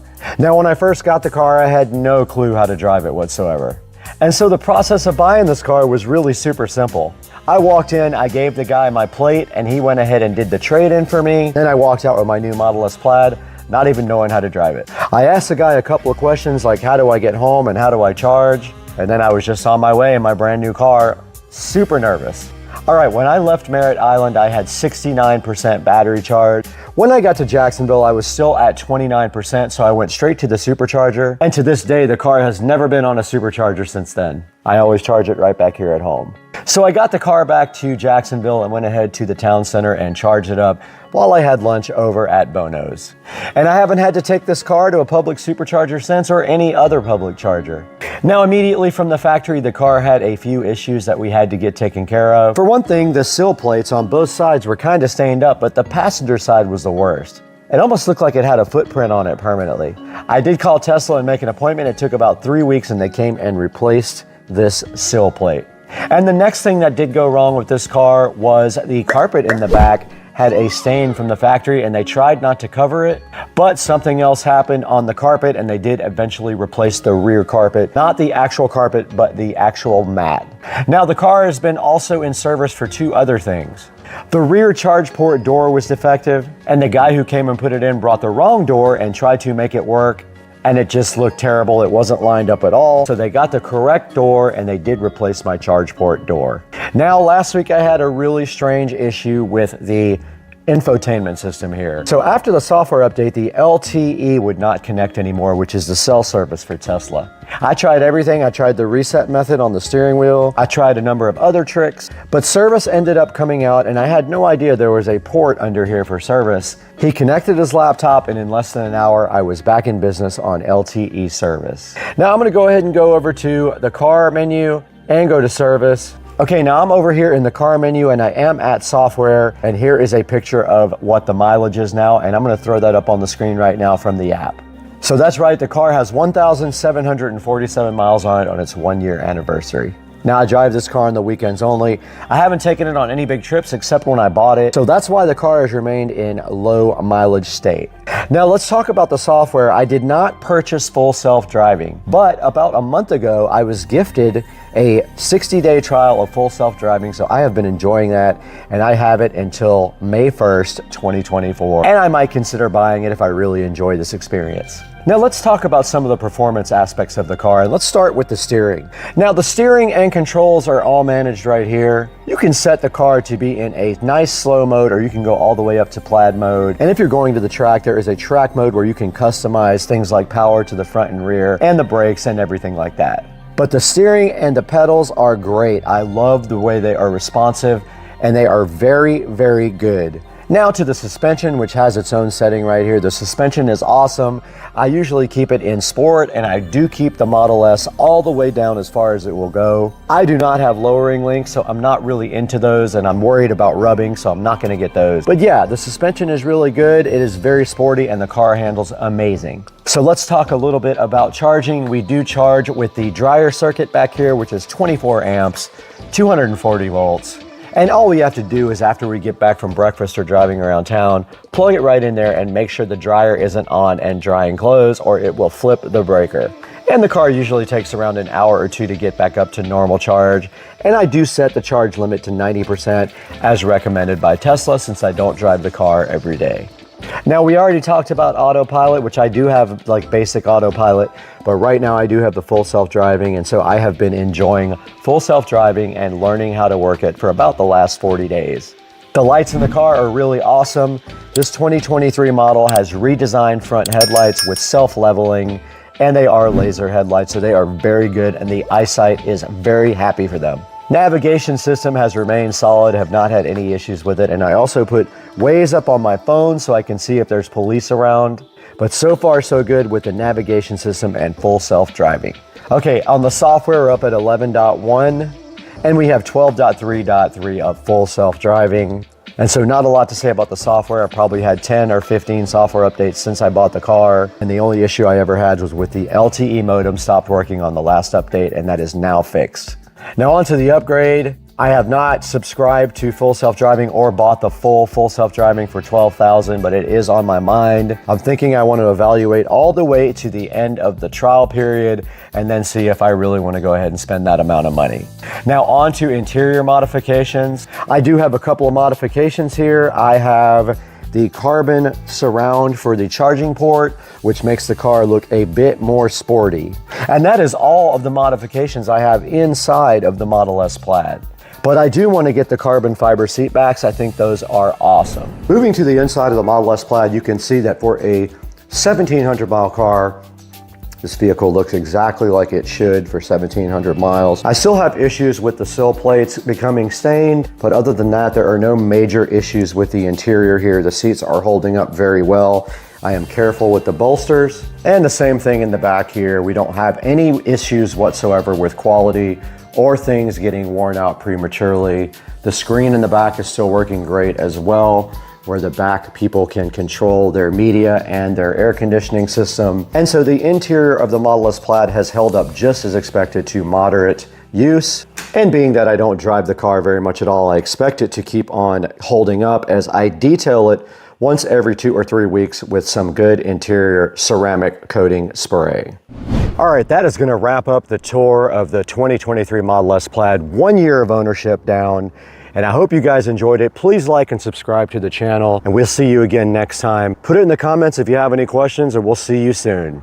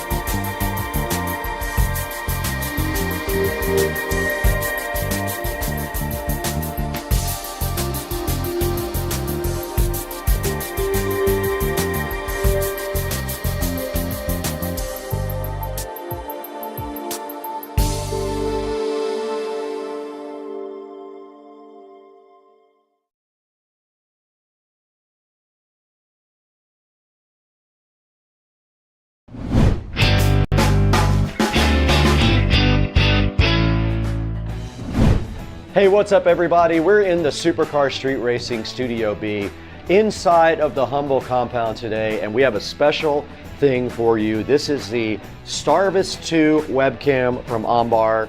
It has the new IMX 678 sensors, and it is a 3-channel dash cam, meaning it can record the front of your car, the rear of your car, and the inside of your car at the same time for the ultimate protection. Now, this guy looks pretty cool. All we have to do today right now is get this thing unboxed and talk about it, and then install it in the Tesla Model S Plaid. Let's go ahead and get busy. We got a lot to do.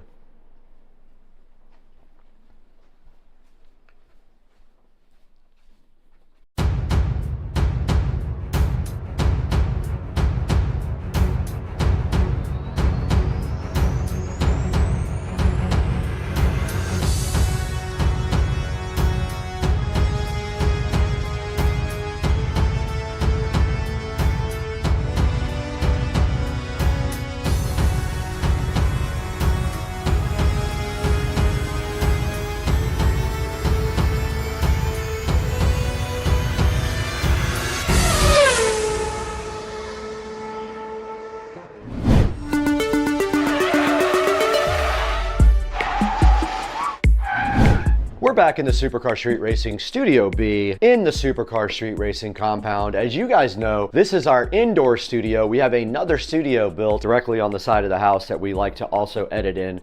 But today is special because we have this on-bar 3-channel 4K dash cam that can record the front of your car, the back of your car, or the inside of your car. All 3 channels can record, and we got it sitting right here. The cool part about this thing is that it has 5G Wi-Fi also for fast video transfers from the actual camera.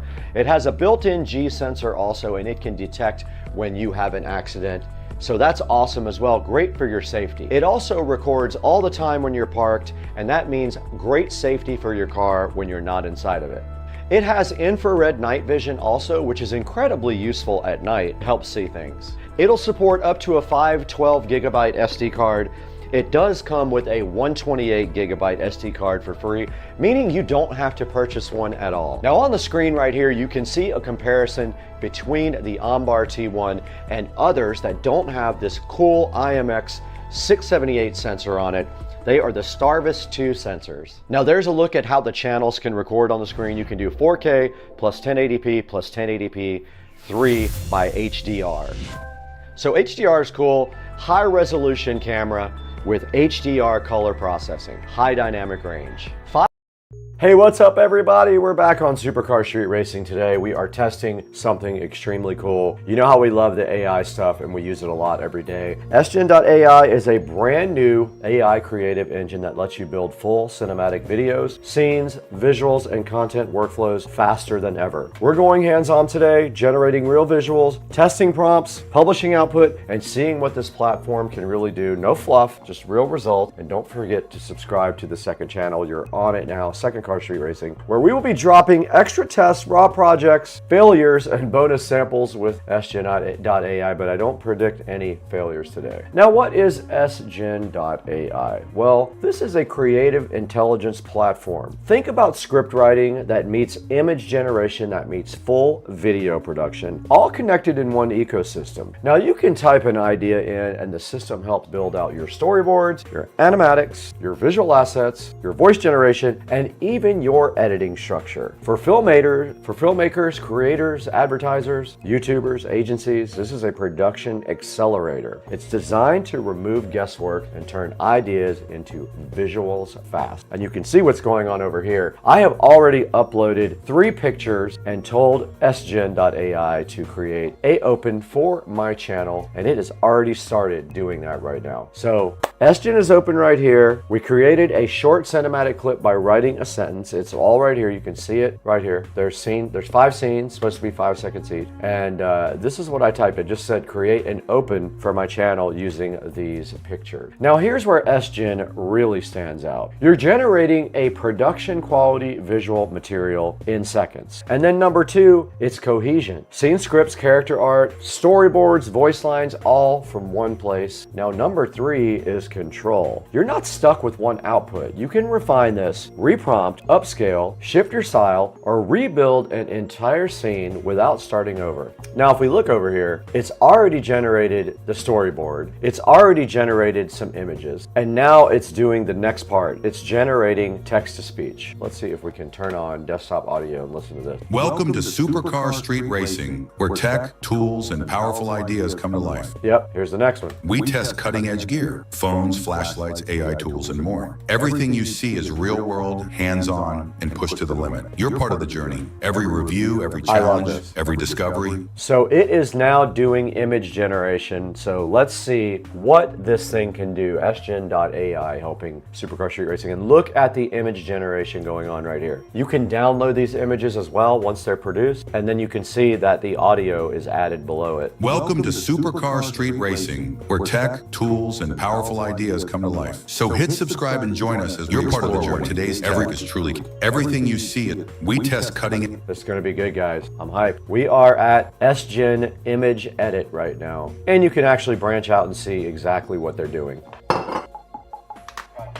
And it is on the next step here. You can see it generated some of the video here, some of the, look at that, that's cool. It generated that with my logo, and then me here editing with 4 screens, and it says image to video without audio. And it's doing its thing, let's let it continue. Okay, it's merging all our clips now. Let's see how that's gonna work out. I'm so hyped. I'm gonna make a bunch of these.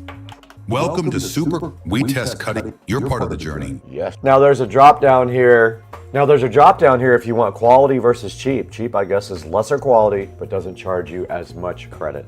Now everything's complete here. It showed you what it created, and it gives you a final video output right here. Let's go and see what it did. It downloaded. Let's see. Welcome to Supercar Street Racing. Let's get this back on this channel. Now there's no background music. I can add that in edit, but here's the whole entire production. Welcome to Supercar Street Racing, where tech, tools, and powerful ideas come to life. We test cutting-edge gear, phones, flashlights, AI tools, and more. Everything you see is real-world, hands-on, and pushed to the limit. You're part of the journey. Every review, every challenge, every discovery. So hit subscribe and join us as we explore what today's tech is truly capable of. This is awesome. This is going to be my new channel trailer. This is good. Let's make more. We'll go ahead and make another one, but guys, make sure you check out SGen. How cool was that? I literally just gave it some pictures and said what I wanted, and then 20 minutes later, I had a brand new channel trailer. SGen.ai will be in the description. Go ahead and click on it. Tell them Supercar Street Racing sent you. Let's click excellent right here on this, and we gotta get out of here. Let's go, guys. Welcome to Supercar Street Racing,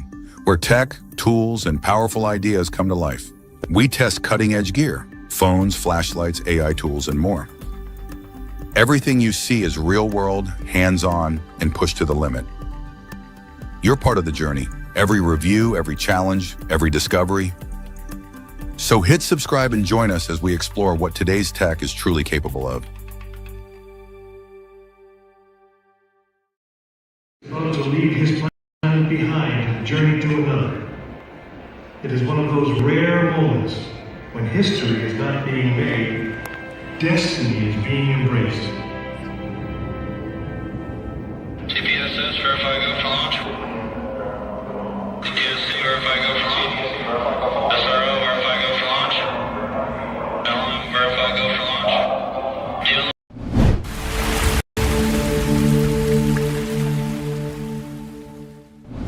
Hey, what's up, guys? Welcome back to Supercar Street Racing. I'm so hyped today to be joined by you guys again because we got something today that I've been looking forward to for a long time. It's something that's really gonna help out the channel, and I've been wanting to get this for a while. It's finally coming in, and I'm so excited to share this with you guys. Let's get the ball on the roll right now and take a look at what we got.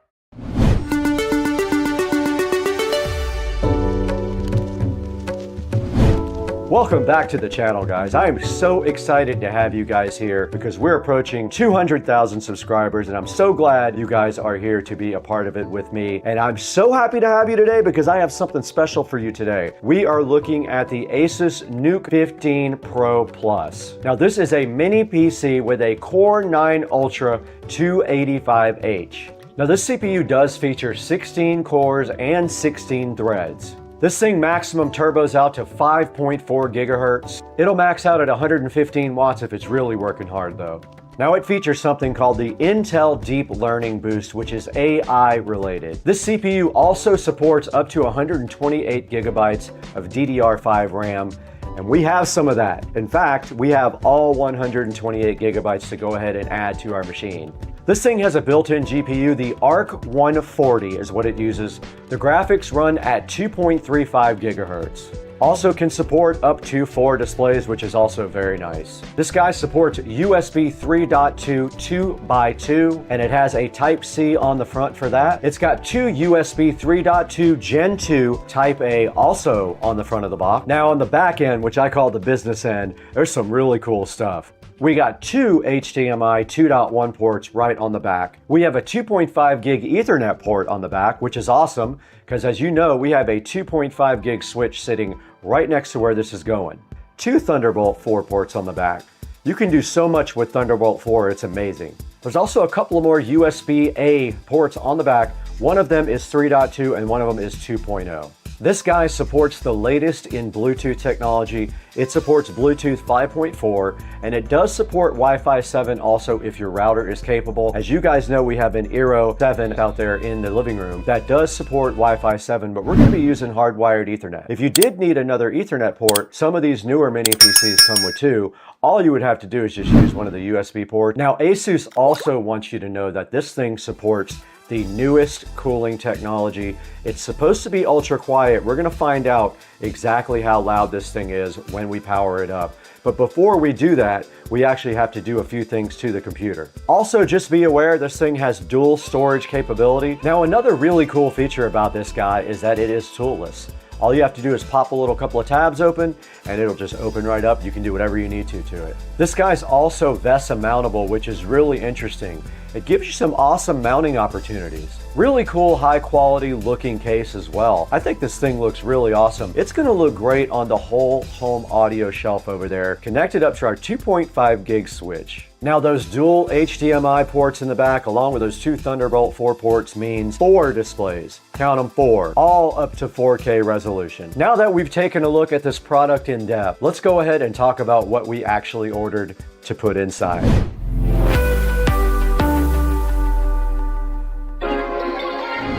Now this product does come as bare bones, so you're gonna have to find some stuff to actually put inside it. Now what you put inside there is up to you. We decided to go all out and go ahead and get 128 gigabytes of DDR5 RAM for this. Now the fastest DDR5 RAM I could find was DDR5 5600. I ended up getting 2 sticks of Crucial 64 gigabyte SODIMMs, and that was the fastest speed I could find in 64 gigabytes. They may not be out yet for the faster speed. Now of course you don't have to go crazy like I did. I figured why not max out the RAM, being that this was going to be kind of a file server or a project server for me. All right, now you're going to also need storage for this guy, and it does have 2 NVMe storage slots.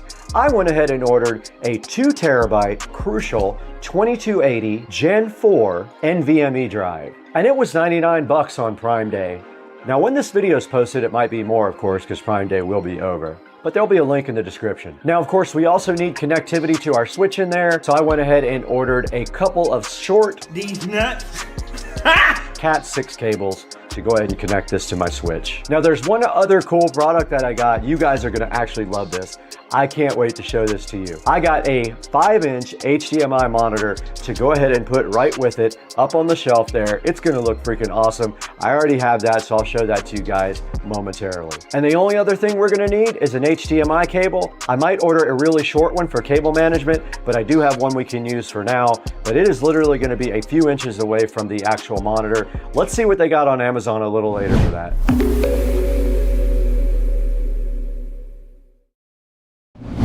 Okay guys, now that we've taken a look at what we ordered for this PC, let's go ahead and get everything unboxed so you guys can take a look at it in person. Let's get to the unboxing.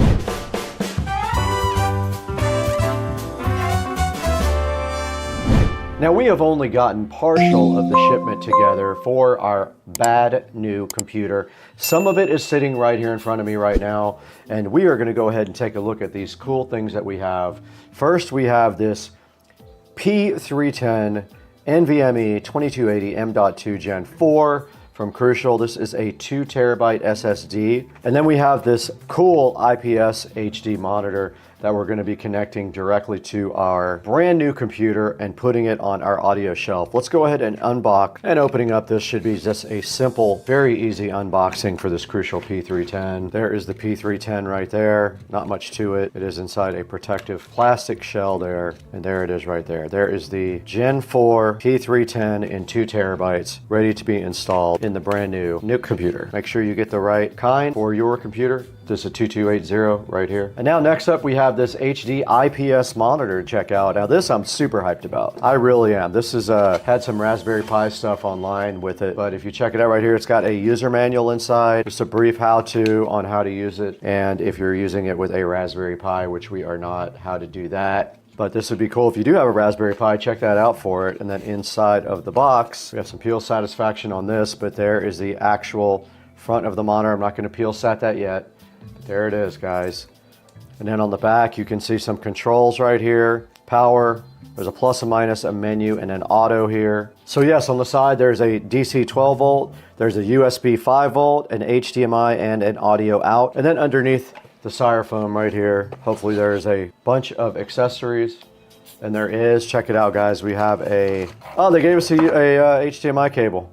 Cool, all right. They gave us a USB-C to USB-A, assuming for the 5 volt power. They gave us a cool little stand, pretty cool. So they don't tell you how this stand works. I'm unsure. I mean, that's all I need right there. So looks like that's how the stand actually is designed to work. Not 100% sure. They also gave us a HDMI converter. It does HDMI, the 3 different types of HDMI, so you can convert in case you have a different type of cable. And then they give you some little standoffs as well. Lo and behold, Amazon came right in time as I was finishing up this segment, and we have our next unboxing right here. Everything except the last thing, which is the most important thing. Now inside this box is something exciting though. It's something we need. And first we have the crucial 128 gig kit, 2x64 SODIMMs right here, DDR5 5600, my first DDR5 computer that I've ever owned. This is DDR5 5600 for the nice NUC computer. And then also inside here, we have some Cat6 cables, some short Cat6 cables, little zip ties. They gave us some zip ties to go with it as well. And that does officially wrap up the last part of the unboxing here before the computer, which will not be here till Saturday, and it is currently Thursday, so I've got to wait. Now let's throw it over to our very special sponsor for the day.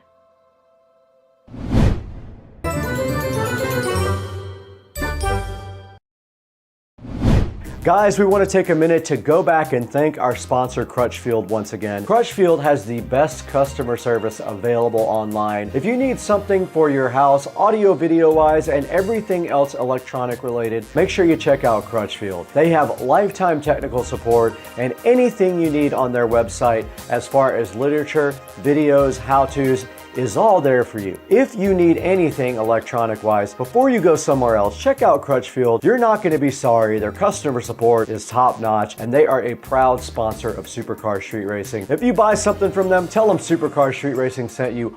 Always check out Crutchfield first.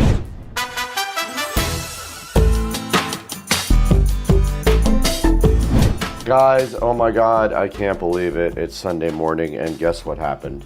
I have a NUC 15 Pro sitting so fresh and so fly right in front of me right here, and it is time to open this guy with the SCSR patented knife. So what you do is you slice it directly open like that. Anyway, you slice it open like this, guys, on a Sunday morning, and what you do is you pull this plastic condom right off, and look at the colorful. That's kind of the coolest thing ever. I love this color hologram. Fire, dog. Fire. So while that coffee goes, the NUC 15 Pro is sitting so fresh and so fly right in front of us here on a Sunday morning and looking so fresh with this hologram, colorful. Look at that, guys. That is the coolest thing ever. Now it looks like what you do, pull this like that, and then it comes off like that. And then this thing is ready to go. Oh my God, came directly open like that. Look at this packaging. That's what's up, guys.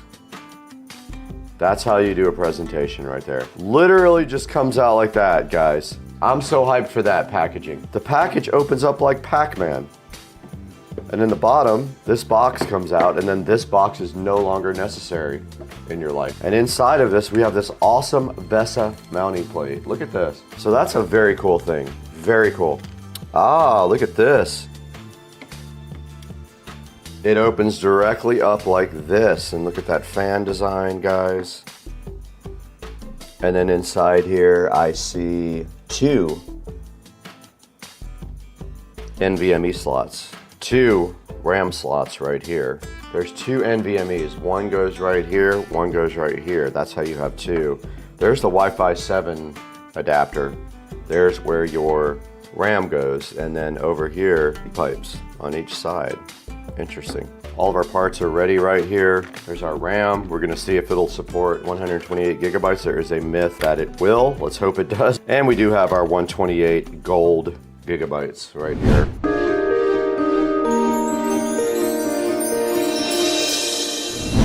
All right, we just took a look at everything that we ordered for this mini PC for our DaVinci Resolve project server. Now that we've taken a look at everything that was unboxed, let's go ahead and get one thing done that has to be done. Let's go ahead and build this thing. I am super hyped to start the build process with you guys. Let's get it done.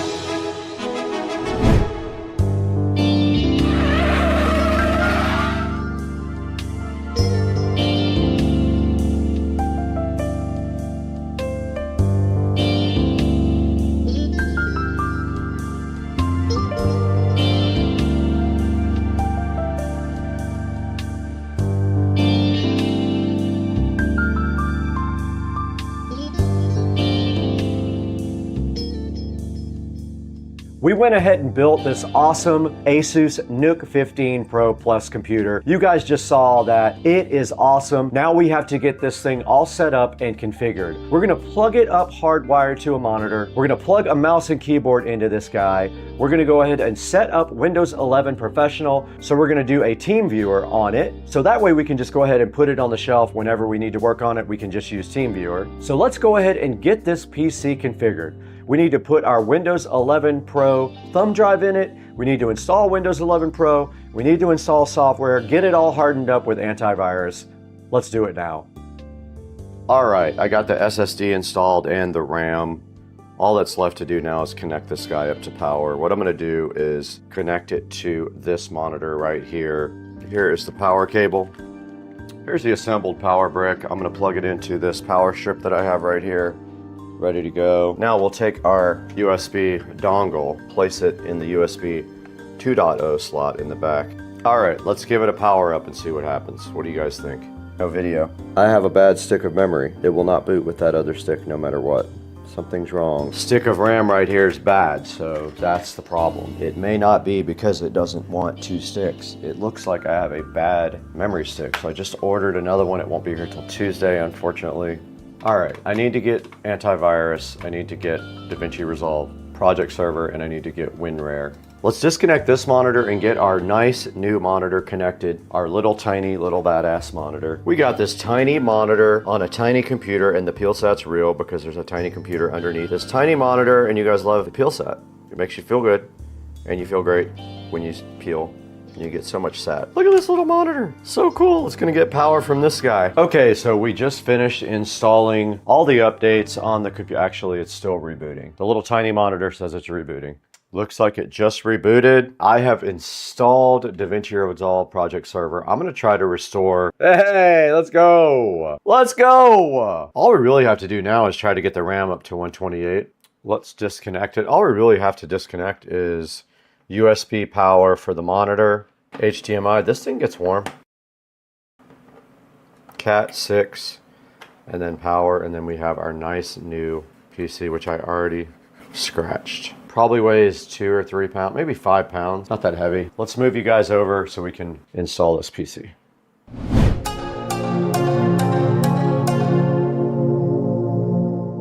We just went ahead and configured our brand new ASUS NUC 15 Pro Plus computer. You guys saw us put Windows 11 Pro on there. We did all the antivirus, all the software. We installed DaVinci Resolve project server on it. We installed antivirus, everything that we need. We did all the updates for Windows. We went ahead and installed TeamViewer on it. Now the thing to do is go ahead and move that to the audio closet. All we have to do right now and right here, grab that box and place it in that audio closet and go ahead and connect it. Let's do it now.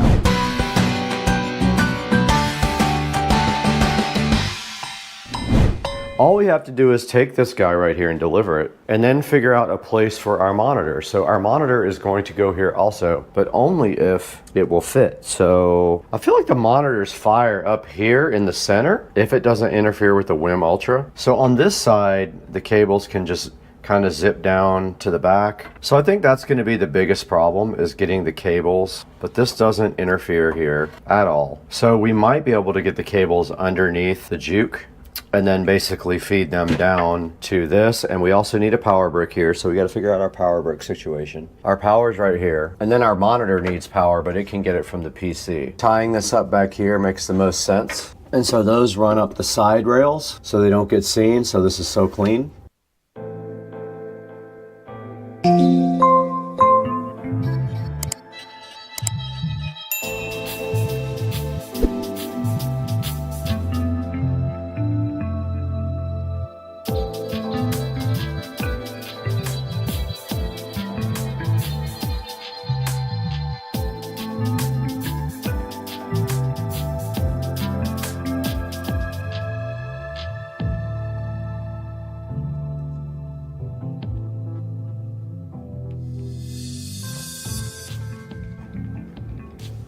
And then this power just does go directly in like this, in the back of this guy.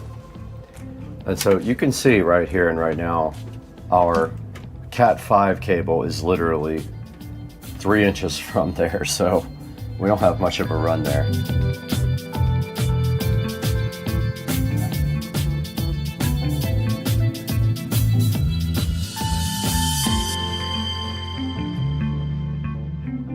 All right, so now I'm plugging in power for like a bunch of USB ports back here.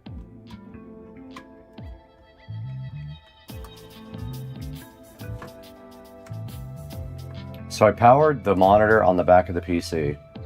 Now we need HDMI.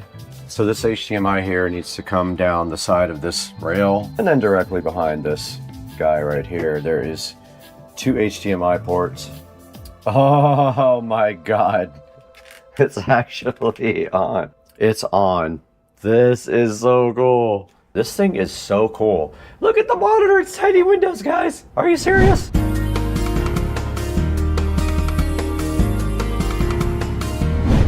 Let's start